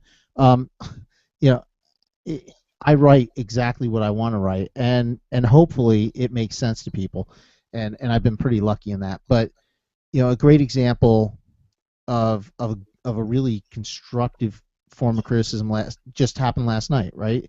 And for those who are listening, the three of us were at one of the writers groups that we frequent, and I'm going to name her, MB Mulhall, author of Tears of a Clown and her most recent novel Heavyweight. She's also best known for her blog, keystrokesandwordcounts.wordpress.com. Definitely check her out. She offered me a great critique, and I think she was the only one who did, because I think everybody else I kind of scared off. But she at the group meeting, we read a selection from one of our books, and the other writers offer their thoughts, and I had used the word beginning in one of my sentences, and in hearing it, MB spoke up. She felt that beginning just didn't, it sounded a little off. It didn't sound as good to her as maybe began. Now, the sentence was constructed using beginning, and I knew when I heard that, I was like, oh man, I was going to have to tweak the wording in order to make began work. But she was right, and it sounded so much cleaner, and it sounded so much stronger, and it was closer to what I had really intended it to be. And so, as bad as I can be on the receiving end, I truly appreciate constructive criticism, especially from her. Yeah, no, most definitely. And to come at that from a slightly different direction, you are good enough that normal critique, like I think, all right, a lot of the people who want to critique are punching over their weight class. They're looking at somebody who is, working on their PhD or is, student teaching for a professor in college, and they're like in third grade. And so for them to even offer something, they're punching over their weight class. And it doesn't mean they can't find a mistake. It doesn't mean that they can't say, oh, that's not right. And at that point, they have to say something. But to search for something when it's not there, it's, that's not what they need to be thinking about. And a lot of people, they're like, oh, I'm going to find something. And, if you're 130 pounds, you don't try to fight with someone who's 200 pounds. You fight with other 130 pounders. If you go to school and you're taking a test and you're in third grade, you don't go into the wrong classroom and take a senior's test. They wouldn't even let you. They'd say, go back to where you're supposed to be and take the test that's given to you. And a lot of times, like, all right, when you read, I know that your skill is to a level that, like you said, unless you fell asleep, and even then you're going to catch it while you're reading, and generally speaking, I'm not going to hear it because you're going to fix it on the fly. But you're writing to a level where there are no mistakes. It's personal preference. And I think that a lot of people, when critiquing, don't understand that there is a level of professionalism that you don't critique. You don't critique if it's personal preference. If you don't like the genre, you don't critique against the genre. So if someone's reading you a cowboy book and you hate people who wear cowboy hats, you don't say, look, I'm writing espionage, they don't wear hats, I really don't think that your character should be wearing a hat. Now, that's oversimplifying, but that is critiquing, genre to genre out of context. All right, I hate hats. They're not in my story. Don't allow your cowboy to wear a hat. I don't believe he would wear a hat. I think it lowers the quality of your work. You're critiquing on personal preference, in a genre that you don't listen to. Who cares if he wears a cowboy hat? In every other cowboy book, they all wear cowboy hats. So don't come out and say, well, I don't like that. It's the same thing. It's the same thing with, like, if you hate knives and swords, you don't say, the elf in your fantasy book, I don't think he'd have a sword. I didn't give my character, in my teen lit book, that takes place in 2012, I didn't give him a sword. So I don't like your elf having a sword. It doesn't fit. Yeah, I think he'd have a bow. Yeah, it doesn't. Like in the movies. It doesn't fit. It doesn't fit. So there is a point where you have to sit back and listen to it for what it is. It's a story, and you have to allow yourself to be entertained, and personal preference, I don't think should ever come into a critique. Because, like, all right, if you're painting, and like in art school, I painted realism and did a lot of illustration in realism, and most of the professors were abstract expressionists. And immediately, they're like, well, I hate it. It's not abstract expressionism. So now whatever they say at that point doesn't matter because they're critiquing it from personal preference. So if you hate a cowboy book and they're reading a cowboy book, maybe it's best not to critique if all you can find are pet peeves and things that are personal preference. And I really think you need to differentiate when critiquing what is your personal preference, your likes and your dislikes, and technical continuity and actual writing faults. Critique on writing, structure, punctuation if you want to, plot, pacing, things that are relevant, not personal preference. That doesn't help the writer. Yeah, see, I really like that. I think that's another thing. I think it brings up another point related to dedication, and that is, you need to be able to humble yourself enough to accept the critiques of others, but at the same time, you have to stick to your guns when it's something that you did by design. Now, if it didn't work, if you tested something and it doesn't work, you might decide to change it, but you have to be true to your vision of what you're trying to do, and hopefully you're staying pretty true to the genre that you're intending to write in. And a point you brought up, at one of the meetings was you have to be read in the genre you're writing. Go pick. I think you said go pick 5 books, right? Yep. If you haven't read at least some of or all of 5 books in the genre you're writing, you're probably going to miss something.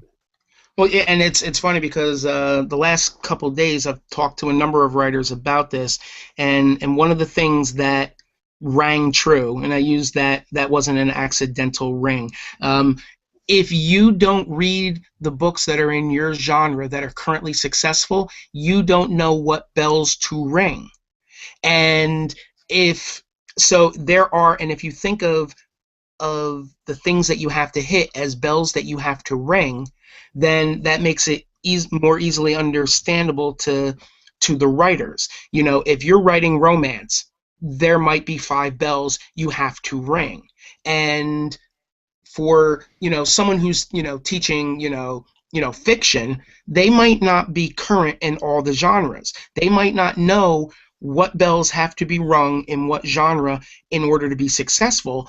And so even if you have a teacher who has a degree and who has a book that's published, if they're not reading what set up your genre, as far as history, all right, so Lord of the Rings, if they haven't read Tolkien, they don't know what came before. And you can say Lord Dunsany, he came before Tolkien even, but if they've never read any of those, that were written in 1937, Lord of the Rings in 1956, they don't know what the genre is based on. Then if they haven't read, say, Terry Brooks, and the intervening authors, then they don't know, next generation. And if they're not reading, say, George Martin, which is current, they don't know what bells you have to ring in order to be relevant in that genre.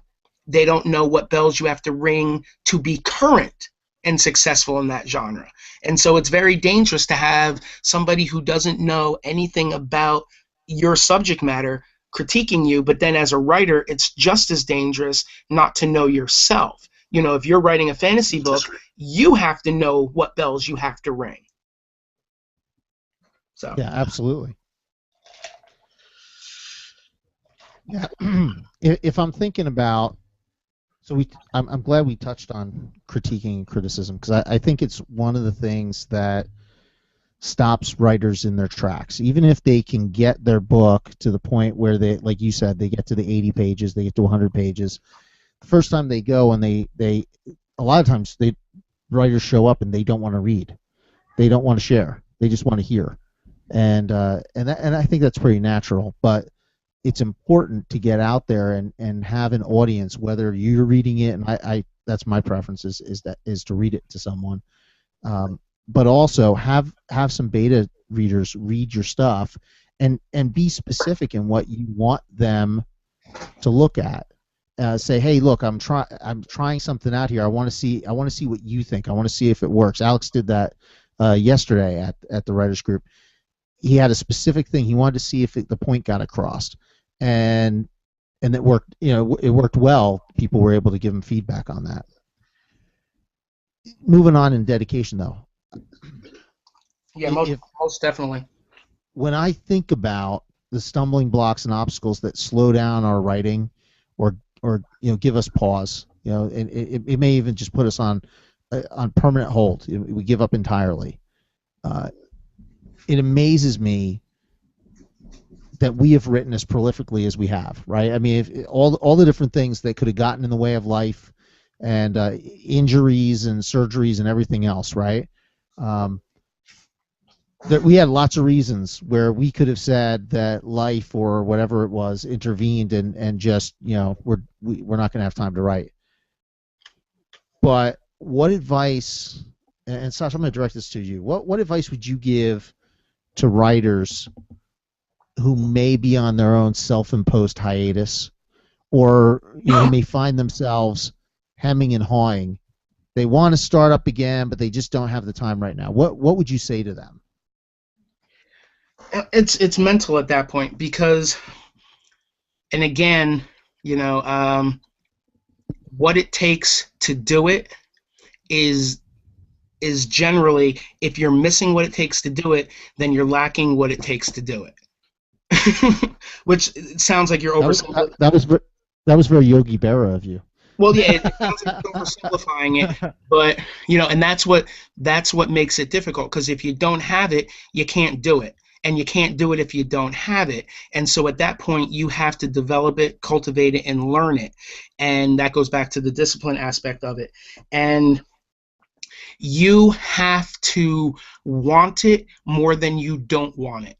And it sounds like it's riddles, but if you don't want it more than you don't want it, you're not going to do it. You have if you're not doing it, then you don't want it enough. You have to figure out a way to motivate and dedicate yourself so that you want it more than you don't want it. Then when the scales tip, it's easy to do it, because now you want to do it and you want it. And having someone coach you, you can do that, because they can kind of force you, they can give you the tricks, they can yell at you, just like school. Like, how many people wanted to go to school every single day?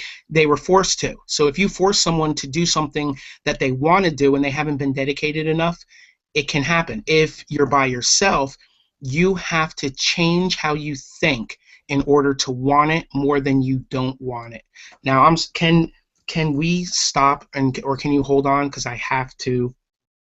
I'm yeah. Can you give me 5 minutes? Yeah, we're good. We're good. We can pause at any time. All right. Please Beep. Pause. I'll be back in a second. Beep. I'll be back, okay? Beep. Yeah, we're good. Beep.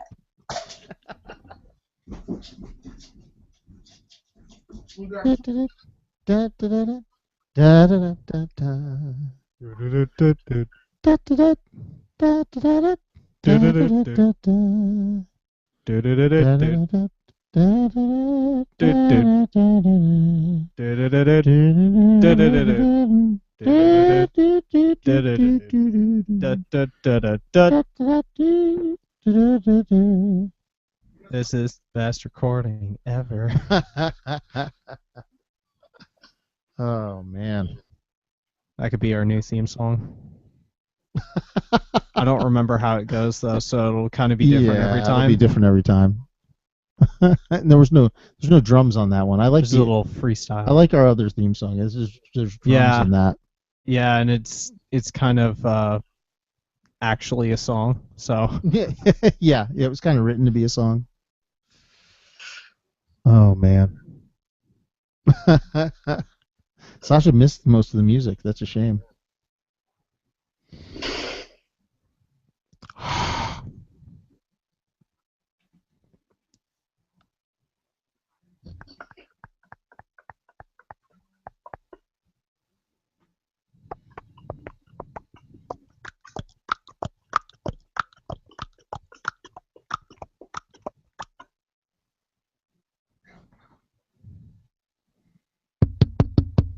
is this thing on?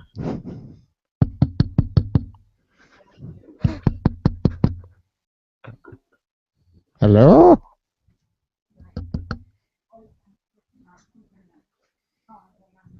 He's not there. Remember? No, I remember. Yeah, you have I'm old. I'm not that you have old. a senior moment. Yeah, no, I'm not that old.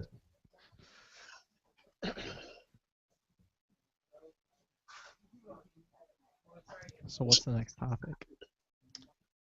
The hat. Yeah.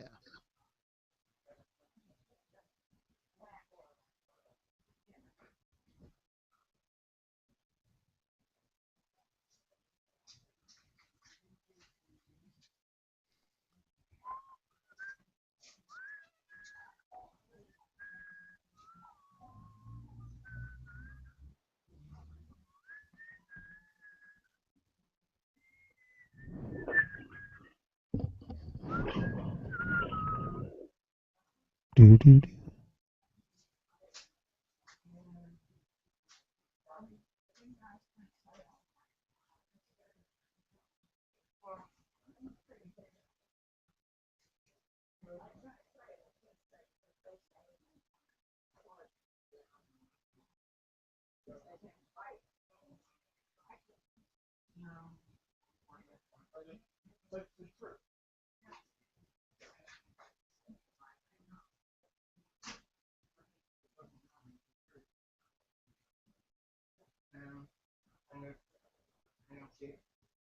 But and also the truth of the matter of the fact is you shouldn't be driving and working so hard and working to get any of it.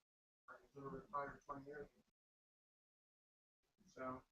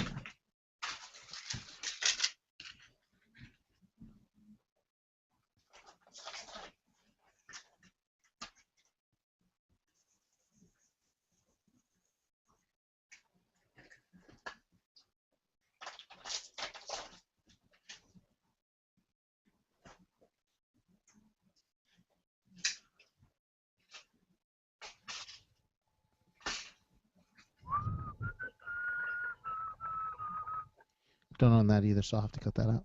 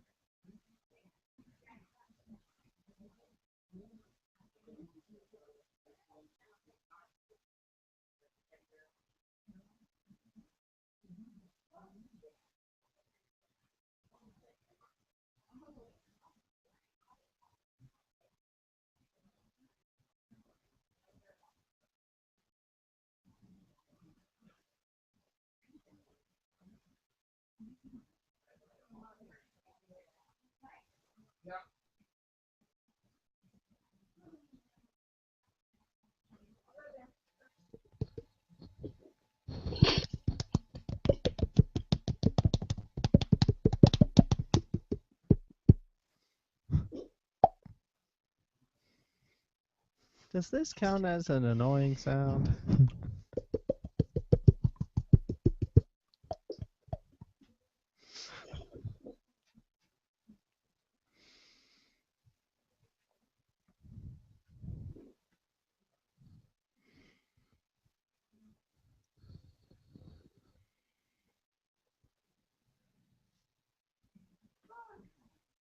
My shoulders hurt from lifting mulch.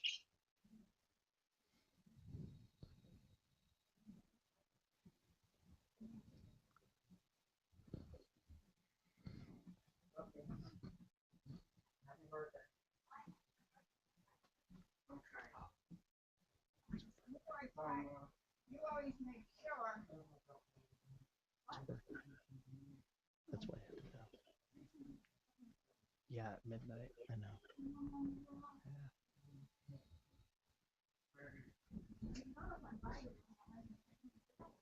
Yeah.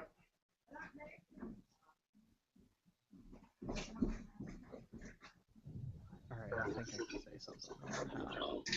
All right, I'm back. What are you guys? Hey, Yeah. hey, hey, that was awesome, dude. Sorry about that.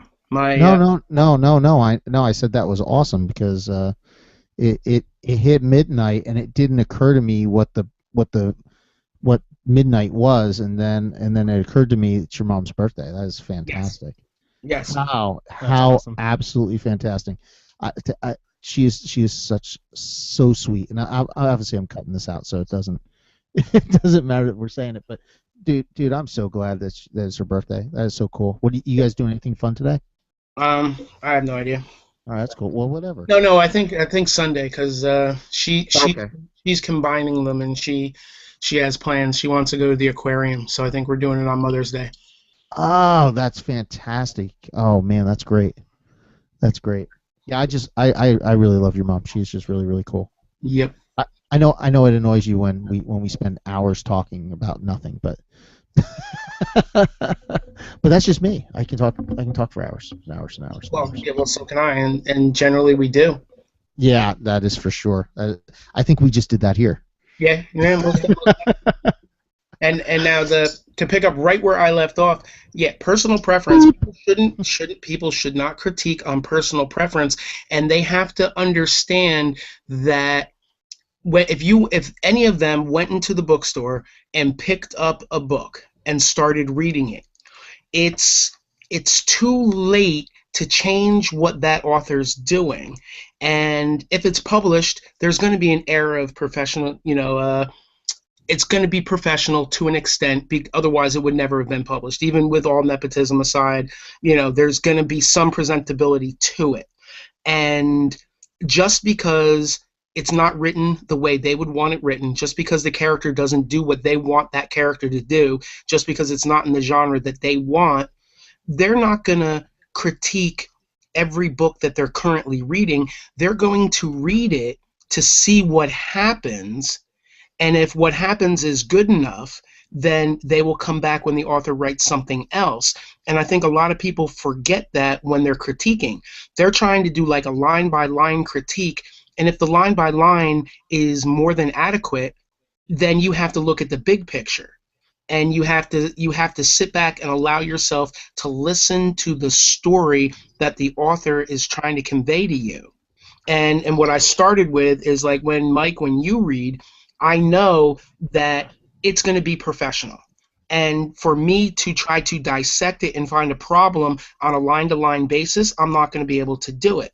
So why should I try? If I went into the bookstore and picked up a book, I wouldn't start dissecting it line by line and second-guessing it and say, well, I wish they hadn't done this. I wish they had done that.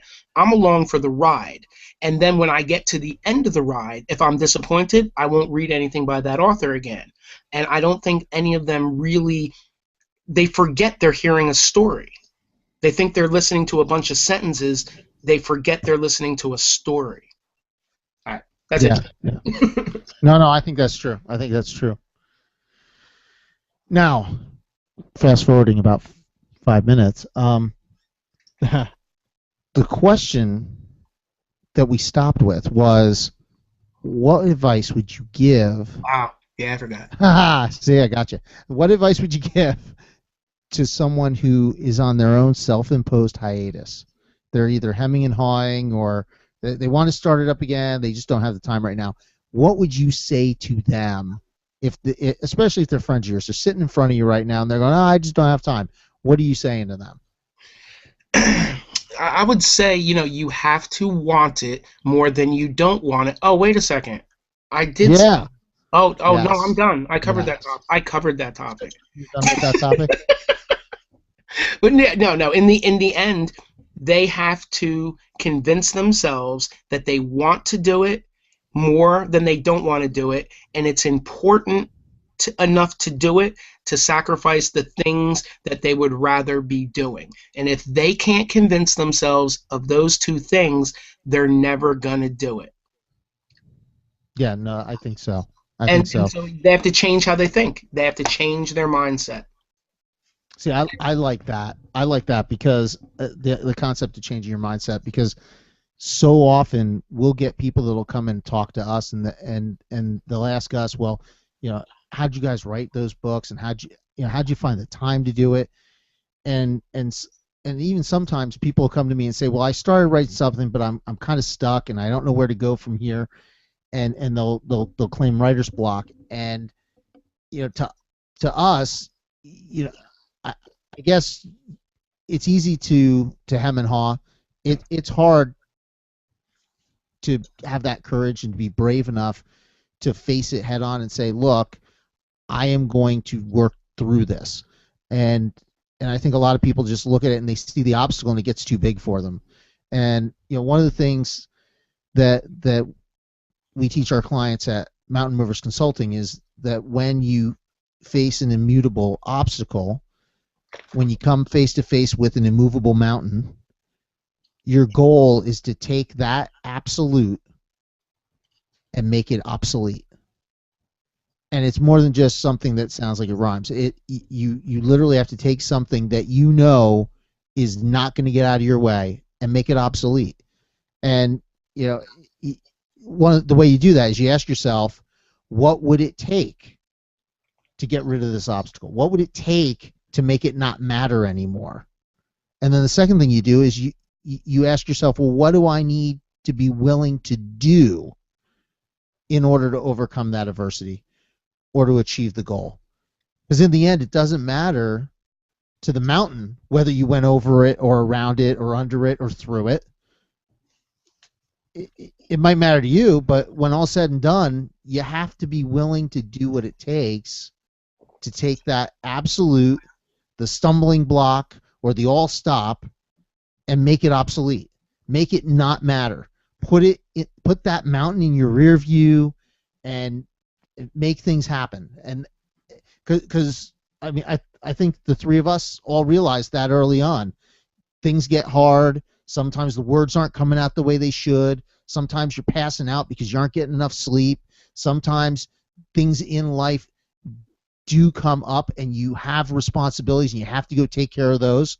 But if you have to go take care of something, you don't let your writing fall apart. You give up something else, right? So if I have to, if I know in order to be a good dad, I need to spend a little more time with my children, well then that might mean I take a little less sleep. But that's how dreams are achieved. And it's not rocket science that gets us there.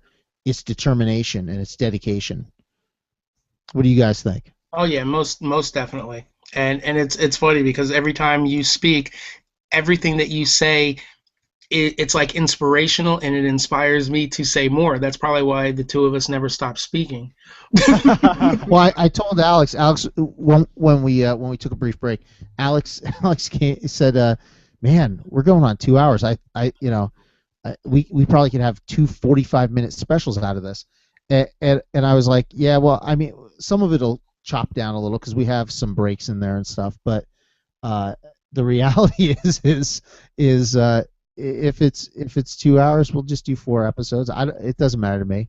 because I think that all the stuff that each of you said are so valuable that people couldn't pay to get all of the insight that they just got on this session, on this show, and yet they could, right? We'd accept the money. Yeah. you know, I have plenty of consulting clients that pay me very good money for it, but I think the reason that we're doing this is to give some of that insight, and hopefully it does inspire someone who maybe they gave up on finishing their writing, or maybe they're just having trouble getting started. Hopefully they'll get some inspiration and say, if three boneheads like them, the three fools can do this, then maybe I can too. And yes, I didn't give out the whole thing, Sash, because I'm waiting for that book. I'm waiting for that book to come out, Sasha. Yeah. But it's funny because what you said touched off on a couple things that I think I need to say in order to continue that narrative. You were asking, what would you say to them if they were in front of you to get them motivated if they stopped, and then you gave, your wonderful mountain speech and the whole thing, like the mountain doesn't care if you go over it, around it, under it, through it. People have to realize that if any individual takes something that wasn't necessarily enjoyable all the time, but they finished, and then look at what it took to do that. Going to school, they went to kindergarten, first, second, third, fourth, they had all these assignments that they had to do. It wasn't always entertaining and fun, but they had to do it. When they get up and go to work, they had to do it. And if they look to themselves to see anything that they've had to do on a consistent basis and see what the common denominator is, it's they had relegated a time and place in which to do what they had to do. School was whatever, 7:30 to 2:30. They had to go every day, and they accomplished that. Even if they dropped out after 5 grades, they went to 5 grades and they accomplished that. Work, if they've worked a week, then they know what it's like to go to work at a specific time and do whatever it took that whole day and then leave at a specific time. And if you treat writing the same way as anything else in your life that you've had to do every single day, be a parent, be a husband, be a wife, you get up, you do it every day, you go to bed. Now, if you take those attributes and put them to work for your writing, you can finish anything that you start, and you can start anything that you would like to finish. And so if it's a book and you say, I will write every single day, I am married every day, I am a father every day, I go to work every day. When I was little, I went to school every day, and I did finish those. I'm a terrible failure, but I did finish those things. I'm alive. Life is here. It's not intervening, it's a constant. But every day you get up, and if you're not dead, you live, and every day, if you're not dead, you go to bed. And so you're accomplishing life because you wake up every day and then you go to bed every day. So if you use that for writing, say every day at 9 o'clock, I will write an hour from 9 o'clock to 10 o'clock. And now you don't want to be a liar. You have to be true to yourself. I am not going to be a liar. I'm not going to be a hypocrite. If I swear to God and promise I'm going to do this, then every day from 9 to 10, you write. And no matter how poorly or slow you write, you should be able to write a page in an hour. And if you write 1 hour a day, 1 page a day, and you do it every day, in a year, you have a 365-page novel done. And and that doesn't take a whole lot out of anything. Is that an hour for a page using Crowquill? I can write a page dipping every word. I can finish a page in less than an hour.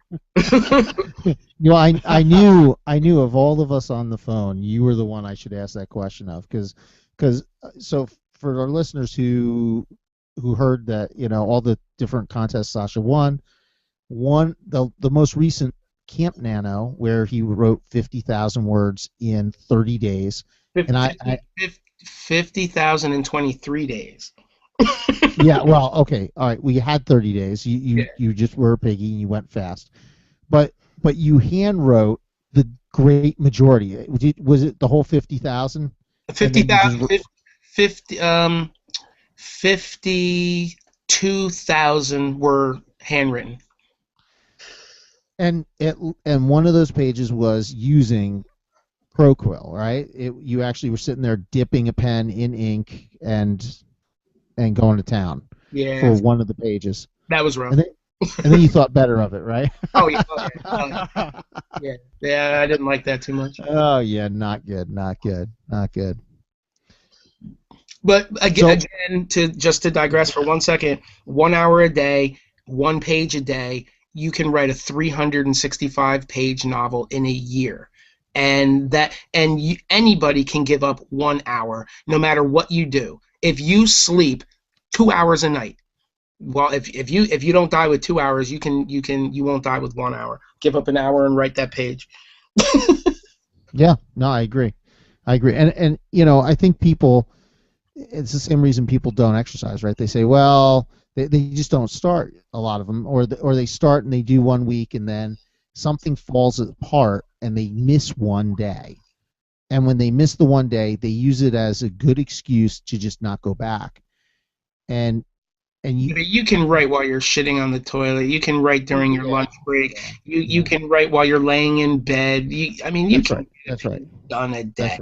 That's right. So and if you miss 1 day, make that the exception. Forgive yourself, but don't make it the next day. The next day. No, absolutely, right? Make up for it, because if you knew you had to make up for it, you wouldn't take that day off, right? You'd fit it in, because you're not going to wait to the last possible moment like some of us did at Camp Nano. Alex and I were running pretty good at the end there. I shouldn't have fallen asleep. I was in the tree at the sprinting. marathon. Yeah, I was sprinting. It was pretty rough. All right, let's move on to Alex. You said, to kick us off, you said dedication leads to the how, and I'm okay with that. But I was wondering if you could elaborate on that just a little bit, and then I got a couple questions about the how. Okay.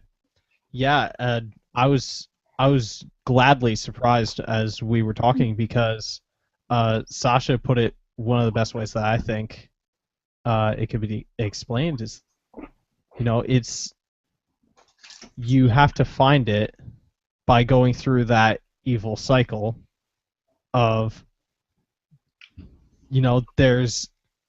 you're searching for this goal, right? But if you had it in the first place, then it wouldn't be a problem, right? As like we were talking about discipline. Yeah. Yep. So sometimes you have to learn it. You might not have it. You might have to learn it. Exactly. That's right. And I hate when people say fake it till you make it, but if faking it means that you'll at least start without having that discipline, and that you're willing to learn to gain it, then it's worth that, right? It's worth doing it. It's worth just pretending like you're there. Well, it's funny. All the people that I coach, because a lot of times, like especially with gymnastics, confidence isn't there. Like they're just not confident enough, or brave enough, or daring enough. And I don't say fake it till you make it, because making it isn't good enough. Making it can be 1 out of 10. And with gymnastics, you really can't use it until you can do it 10 out of 10. And hopefully you treat writing the same way. If you can write 1 good page out of 10, you really need to hone your craft. You should be able to write 10 good pages out of 10. And so what I tell individuals is fake it until it's fact. That way they can fake being brave enough, fake being confident enough, and if they fake it long enough, they're learning what it takes to do it for real. And then when it's a fact, they'll find that they're not faking it anymore. Yeah, no, that makes sense. Exactly.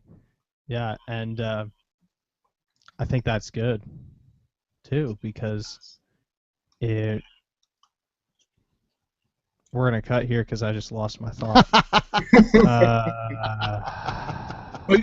Your dad didn't tell you that you weren't it was. playing PlayStation while doing the podcast. Yeah. That's right. Yeah, I was trying to, just be the world's most feared pirate for a little bit, but it didn't happen. He thought since I had you trapped on the podcast, I should have been dedicated could make to it. the podcast, or maybe I should have been dedicated to being the most feared pirate. I don't know, but that's the eternal struggle right there. Well, that's a good point, right? I don't know that I've ever met anybody who is really, really good at having a foot in both camps, right? So if you want to be a really, really good writer, then you should put in the time, the effort, the money, and everything else and be dedicated to being the best writer you can be. And if you don't really want to be the best writer, I don't think you should play at it. I think a lot of people might take offense to that, but I don't think you should play at writing, because if you play at it and then you show up and you try to pawn it off like you're actually doing something, you're going to be really unhappy with the results of what you get, right? I see people all the time that play at writing and then they throw something up on Amazon to try to sell it, or they show up at one of the writing groups and you listen to it and you go, whoa, what's that? Well, it's like you really shouldn't, like people do, and there might be like some self-confident reason or merits to it, but anything you have to make excuses for, it's probably best that you don't do. Exactly, right? Absolutely. Yeah. This sucks, but well, then probably you shouldn't do it. If you say, well, it's going to get better, I'm getting better, I'm working at it, this is terrible, but I'm getting better, I'm going to be better, that's fine. But if forever you're going to say, yeah, this sucks and I suck, but I just wanted to bring it, unless you were going to kill yourself because you had such low self-esteem and this allowed you to pick up your self-esteem, then it's worth it. Then that's fine. Yeah. But short of another really good reason, if you have to make excuses, it's probably best not to bother with it. Well, and I'm okay if you're not great, right? Oh yeah. But you want to learn, you want to grow. I think that's pretty cool, and there's plenty of people out there and groups out there that are good for that. I think where my problem is when somebody pretends they want to be a writer, they're not really willing to put in the effort, and then they show up and they want the same consideration as the people that are really busting their hump on it. Oh yeah. Well, yeah, it's the same with everything. And I don't really have anybody in mind, so it's not like I'm like thinking of anybody in particular, but I've seen people that do that, and most of them have stopped coming. The ones that do that stop. Yeah. No, I think it becomes obvious pretty quick, right? That they're not there to swim with the sharks. They're there to play with the kiddie pool toys, and that's okay. But even worse, I think that there are people out there that want to say they're a writer even though they're not. Yeah, they want to be on the boat and get a picture of the shark. They're not going to swim with the shark. Exactly. They're not. Yeah. I was on that trip, and I think that's kind of tough. I think that happens. Well, why aren't you in the pictures swimming with the shark? Oh, I stayed on. I was taking the picture. I stayed on the boat. I was such a good photographer. They asked me to take the picture. All right, I wanted to open up a couple questions to the group about the how, because to me, I think you kind of look at the how a couple different ways, but I guess when I think about dedication, how much of it comes from your being able to do something your way?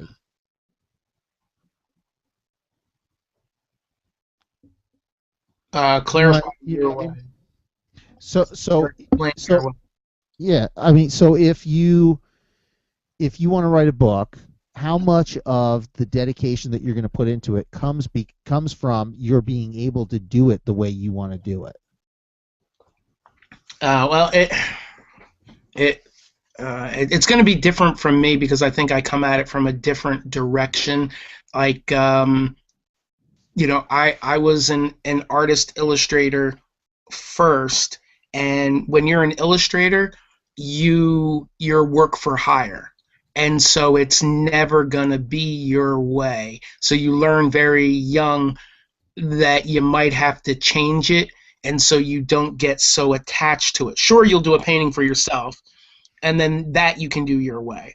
But if you're gonna make a living at it, it's not gonna be your way. And I approach writing the same way. Like I'm writing, like when I first started writing, I wrote a fantasy novel, and I tried to add my own stuff to it, but I still rang the fantasy bells so that it would be a fantasy novel. And I my idea was to make money by selling it and make money as a writer. And so right from the start, it might have been a little bit easier for me because I was willing to make changes and compromise because I was thinking of it as an illustrator. And so that's a little bit different. There's not the emotional content. And sure, I've written things that I won't change, and they might be fun, but it's just a little bit different, because I'm viewing it not as my primary art. I'm viewing it as a way to tell somebody a story and make money. So I think it's a little bit different for me. No, but I think that's good though. I mean, when I was thinking about that question, I thought if I get to do something my way, then I better have a whole bunch of discipline to back that up. Because if there's not somebody sitting on my back saying, "Hey, look, you need to get this done," and if I don't necessarily use a well-tested approach to accomplishing it, I could go completely off in the weeds. So Yeah. right. So you really have to have experience, intuition, discipline if you're going to go off and do it on your own. On the other hand, I think that if you get to do something your way and you think you could do it relatively well, there's a lot of motivation in that. And so, and you may even find your passion because hey, this is my chance to shine. I get to do it my way, and I'm going to make this happen. Yep. But if you're lacking discipline, then this thing could just crash and burn. The flip side of that is, because we talked about work. One of the big differences between this and work is where you do what you can or what you need to do. In this, we're trying to do what we want to do.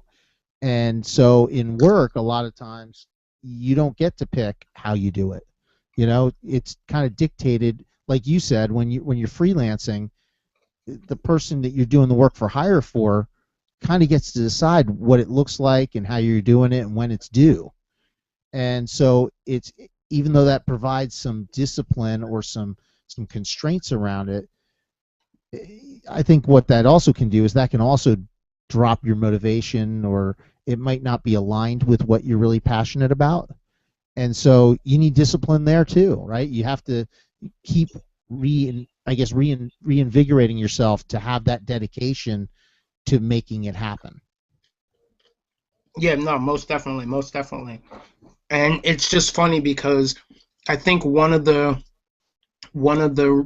tricks that I use to trick myself into finishing is I try not to use inspiration. I try not to use talent.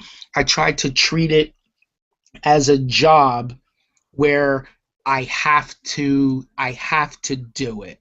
And I think that scares off a lot of people because they want to write like it's, they want to muse, and they want, to write the great American novel and get discovered and make millions, and they want it to be their, inspired by their muse and have it be their baby. And to me, that's kind of scary. Like, I don't want to, have to be subject to a fickle talent, and an indecisive inspiration and an unsure future. So I always tell myself, oh, if you're going to make it, it has to be a job. You got to do it every day. You got to do it better than the person next to you, and then you got to get it out. And so, whoops, sorry. So for me, like, I treat it, like it's a job, and I got to work my way to the top of the ladder by being better than, my coworkers. And that gives me, the inspiration to do it, rather than a muse and talent and, writing the next great American novel or being Hemingway. So it's a little different. Like, I use tricks.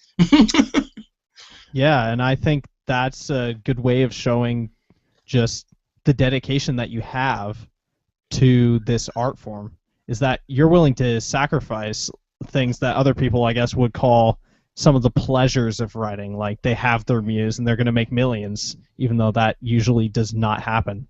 It's highly unlikely.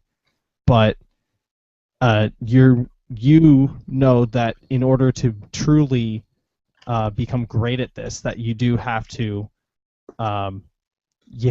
like be real about it and say, I need to practice this to get better. Oh yeah, because I'm thinking I want to write, 20 novels and sell all of them and have them all be good, even if I have to compromise some of it. And a lot of these people, I think, view it as, oh, I'm going to write one book. Yeah. And that one book is going to be great, and I'm hinging my whole future on one book, and I'm like, oh, I want to write 50, and if the last one didn't make lots of money, well, then I better make the next one better. Oh, and people are going to see the kung fu in my one book. Well, and with writers, and I know with some of the clients we work with, we see it time and again. Writers tend to be, they very much care how they go about writing and their process, right? And whether it's, and some of them don't have a really good one, right? So, but they're locked into it. It's the way I write. That's the way that I punctuate. That's the way I word things. And it doesn't matter, whether it's the age-old debate about plotters or pantsers, or it could be right down to particles of speech, grammar, style, punctuation. Yeah, I threw an S on there. Writers tend to be very particular, and unfortunately, the more particular they are, the less prolific they are, because at some point you have to recognize that the goal is to get better with each one you do, not be very, very consistent. Yeah, and I know we're kind of running out of time, so I just like to address what I said before, and I think this is kind of steering back to a question you asked earlier about really how does dedication lead to the how? I mean, and it involves all the things that we've talked about here. If you're dedicated, then you're willing to accept constructive criticism, and you're willing to scan all those things that people are telling you about what's working and what's not, and really decide what's going to work for you. You're willing to treat this you're willing to treat this like it's a job, and not that it's going to be some miraculous inspiration that comes out of nowhere, like you get like dew from the universe. Like manna. Yeah, like manna that descends. That Wait, I like that. Wait, dew from the universe. That's Yeah. great. Dew. Write that down. Well, The, let's go back to my metaphor of the mountain, and we could all have Mountain Dew. that would be great. Wouldn't that be good? Some universal Mountain Dew right now. I could use some Mountain Dew right about now. But yeah, it's gonna be some dew of the universe that forms itself into a book and then makes me millions of dollars. Right? We can't say that that's what's gonna happen. Is that like sperm of the gods? Wow. Sorry. Please don't be upset if I cut that one. Oh, you need to leave that one. If Oh, anything. no. Wow. No, not now that you're talking about like haploids and stuff. I'm a little worried. Uh, Alex, I think that was awesome. Even though I jumped in with the Mountain Dew and reference and Sasha. yeah, good point, Alex. Whew. And Alex, you sound like such an adult. It unnerves me.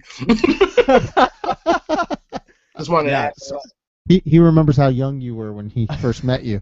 I just enjoyed the things that have been said here. I think they really speak about how we need this and how this is going to be something that helps us become a serious writer. So, Sasha, and I second what Alex just said. And I was hoping, if you don't mind, I wanted to close with something that you told us a while back. It was one of your philosophies concerning dedication, and it really stuck with me.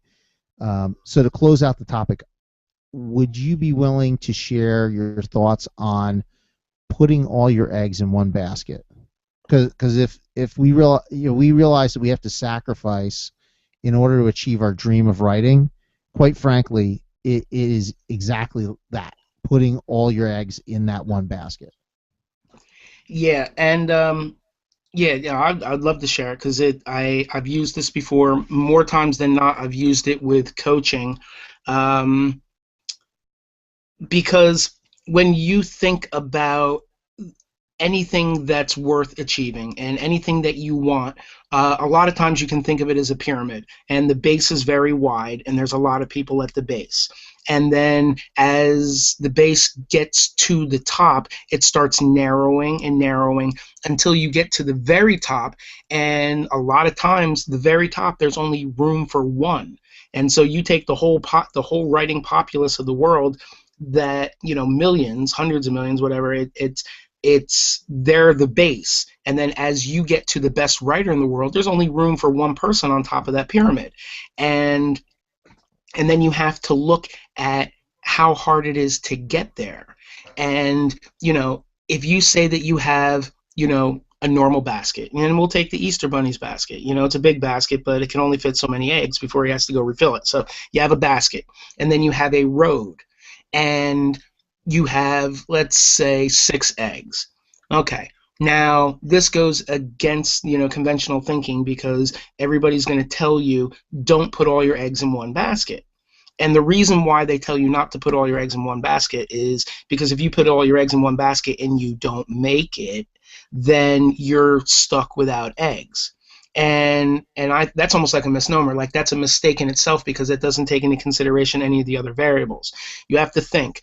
You have to throw your basket across the street. So you're not allowed to touch the street. You have to stand on the curb on this side of the street and throw your basket across and make it to the other side of the street. And that means making your goal. If you put, you know, if you don't put any of your eggs in that basket and you throw the basket doesn't weigh enough to make it more than a couple feet before the air catches the wicker and, you know, and takes it away. You know, so in order to throw your basket, you're going to have to put a decent number of your eggs in. So if you put 2 out of the 6, you know, you'll make it. You won't even make it halfway, but the basket will weigh enough to at least not get caught by air and get blown away. So you don't get blown away, but you don't make it either. If you put 3 eggs out of the 6 into the basket's heavy enough for you to at least throw it halfway across the street. So you wind up and you throw it, you got half your eggs in the basket, and you make it halfway across the street. Now you're only halfway to your goal, and, you know, if you're an optimist, you're like, oh, I'm halfway there. And, you know, if you're a pessimist, you're like, holy shit, I have another half to go. It sucks, I'm only halfway. So now, at that point, you should be smart enough through deductive reasoning to realize you're going to have to put all of your eggs in that basket in order for the basket to weigh enough for you to throw it and have it reach the other side. So now you put all your baskets in, and hopefully you've prepared and you have preparation. All your eggs in. Yeah, all your eggs are in one basket, and you throw it, okay? And now, with all your eggs in one basket, the basket weighs enough, and hopefully you've done your work and you've been diligent enough to put in the practice that you can back up that throw with a little bit of strength, and now the basket has a chance. It's not guaranteed, it's a chance to make it all the way across to the other side. Now, all right, so the basket weighs enough, it has all your eggs, it makes it to the other side. You've achieved what you set out to achieve. Now, for all the people who say, oh, well, if you don't achieve, you've lost all your eggs. Okay, if you don't achieve, look at how far the basket went with no eggs in it. It didn't go anywhere. If you look at the person who only put half their eggs in the basket, they only made it halfway across. You put all your eggs in one basket, and if you made it, great, you achieved it. If you don't make it, you still make it considerably farther than all of those who weren't willing to put all their eggs in one basket. And so you're a lot closer to your goal than anybody else. I just love that as a metaphor for what we need to do in our writing. Well, and think about, I started with the pyramid. Okay, you didn't make it to the pinnacle of the pyramid. You're not the best in the world, but look how far you did make it. You made it, more, 95% to the top, and so you're better than 95% of the people who wouldn't sacrifice, wouldn't put their eggs in. Look how much further you made it than all the people who weren't willing, and that makes you by default better than everybody else who was not willing, and that's not a failure in any aspect. That's right, and in I'm a big proponent that I think that as writers, we should treat writing as a business, and treat it as with the respect of the industry that it is, and I think that all too often we don't take that advice, which people in business know. You have to take risks. You don't have to be foolhardy, but you have to take risks that will allow you to get ahead of your competition. It's very much in writing and in trying to market your books. It's very much like the situation where you're camping with your friend and there's a bear that comes upon you. You do not have to be faster than the bear. You just have to be faster than your friend. Great. Right? Mm-hmm. You want to go camping? No, but it's true in business, right? Is that you don't just because you want to get to the pinnacle, that doesn't mean you're going to get there. But if you can get further up that pyramid, like you said, than everyone else, then you can make it. You can make it. Same thing. You want to get to the other side of the street. That's the be all end all. But if you only get almost there, you're still so much further ahead than those who weren't willing to do what it took. And if you, especially when you see most people that don't achieve, they do only throw the basket without eggs in it. They throw a basket with 3 eggs in it. They might even throw as many as 9 eggs in the basket, but they're not going to throw a whole dozen in there. Nah. And the reason is because, quite frankly, they want to have at least something, a parting gift of 3 eggs when they're done, right? Yeah, they have a backup plan. They have a backup plan.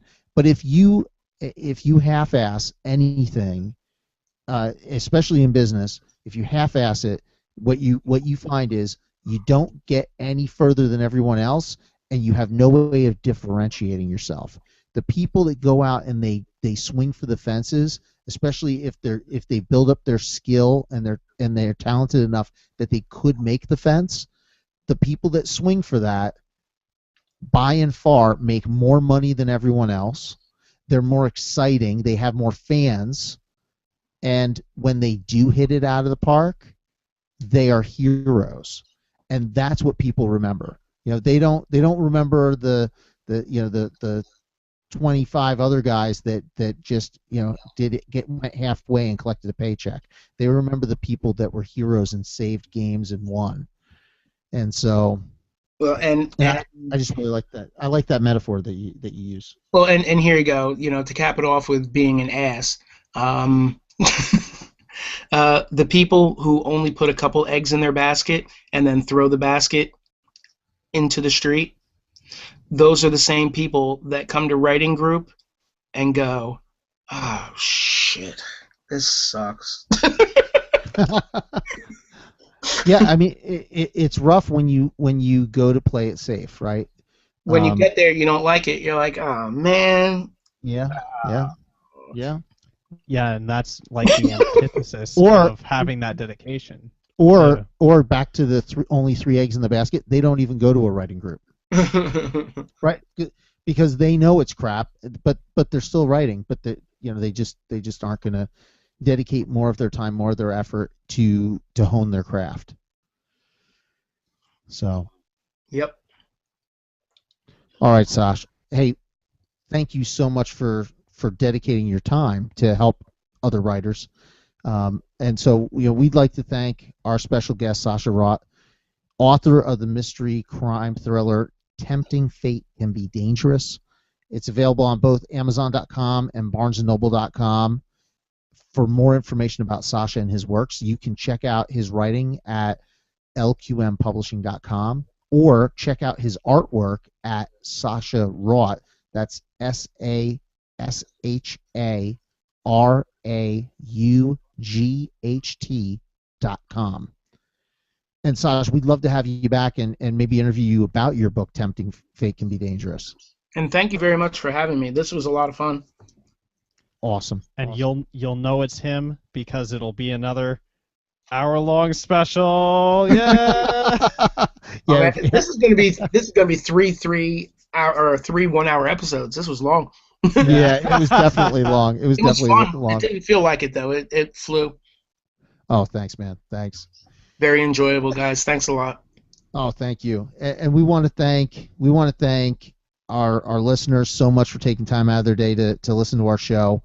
If you would like to listen to our podcast archives or read our musings on writing, please check out our blog at Serious Writers Blog. That's with a G.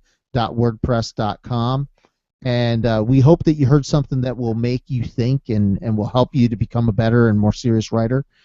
And until next time, get out there and write now. Or hopefully you heard something that will piss you off so much that you will write the best book that has ever been written just to show us. And if you do send me a copy, I'd be happy to read it. All right, thanks again, Sasha. I appreciate it. Thank you. All right, I'll give you a call in a little bit. Yep. All right, thanks. Bye. Bye.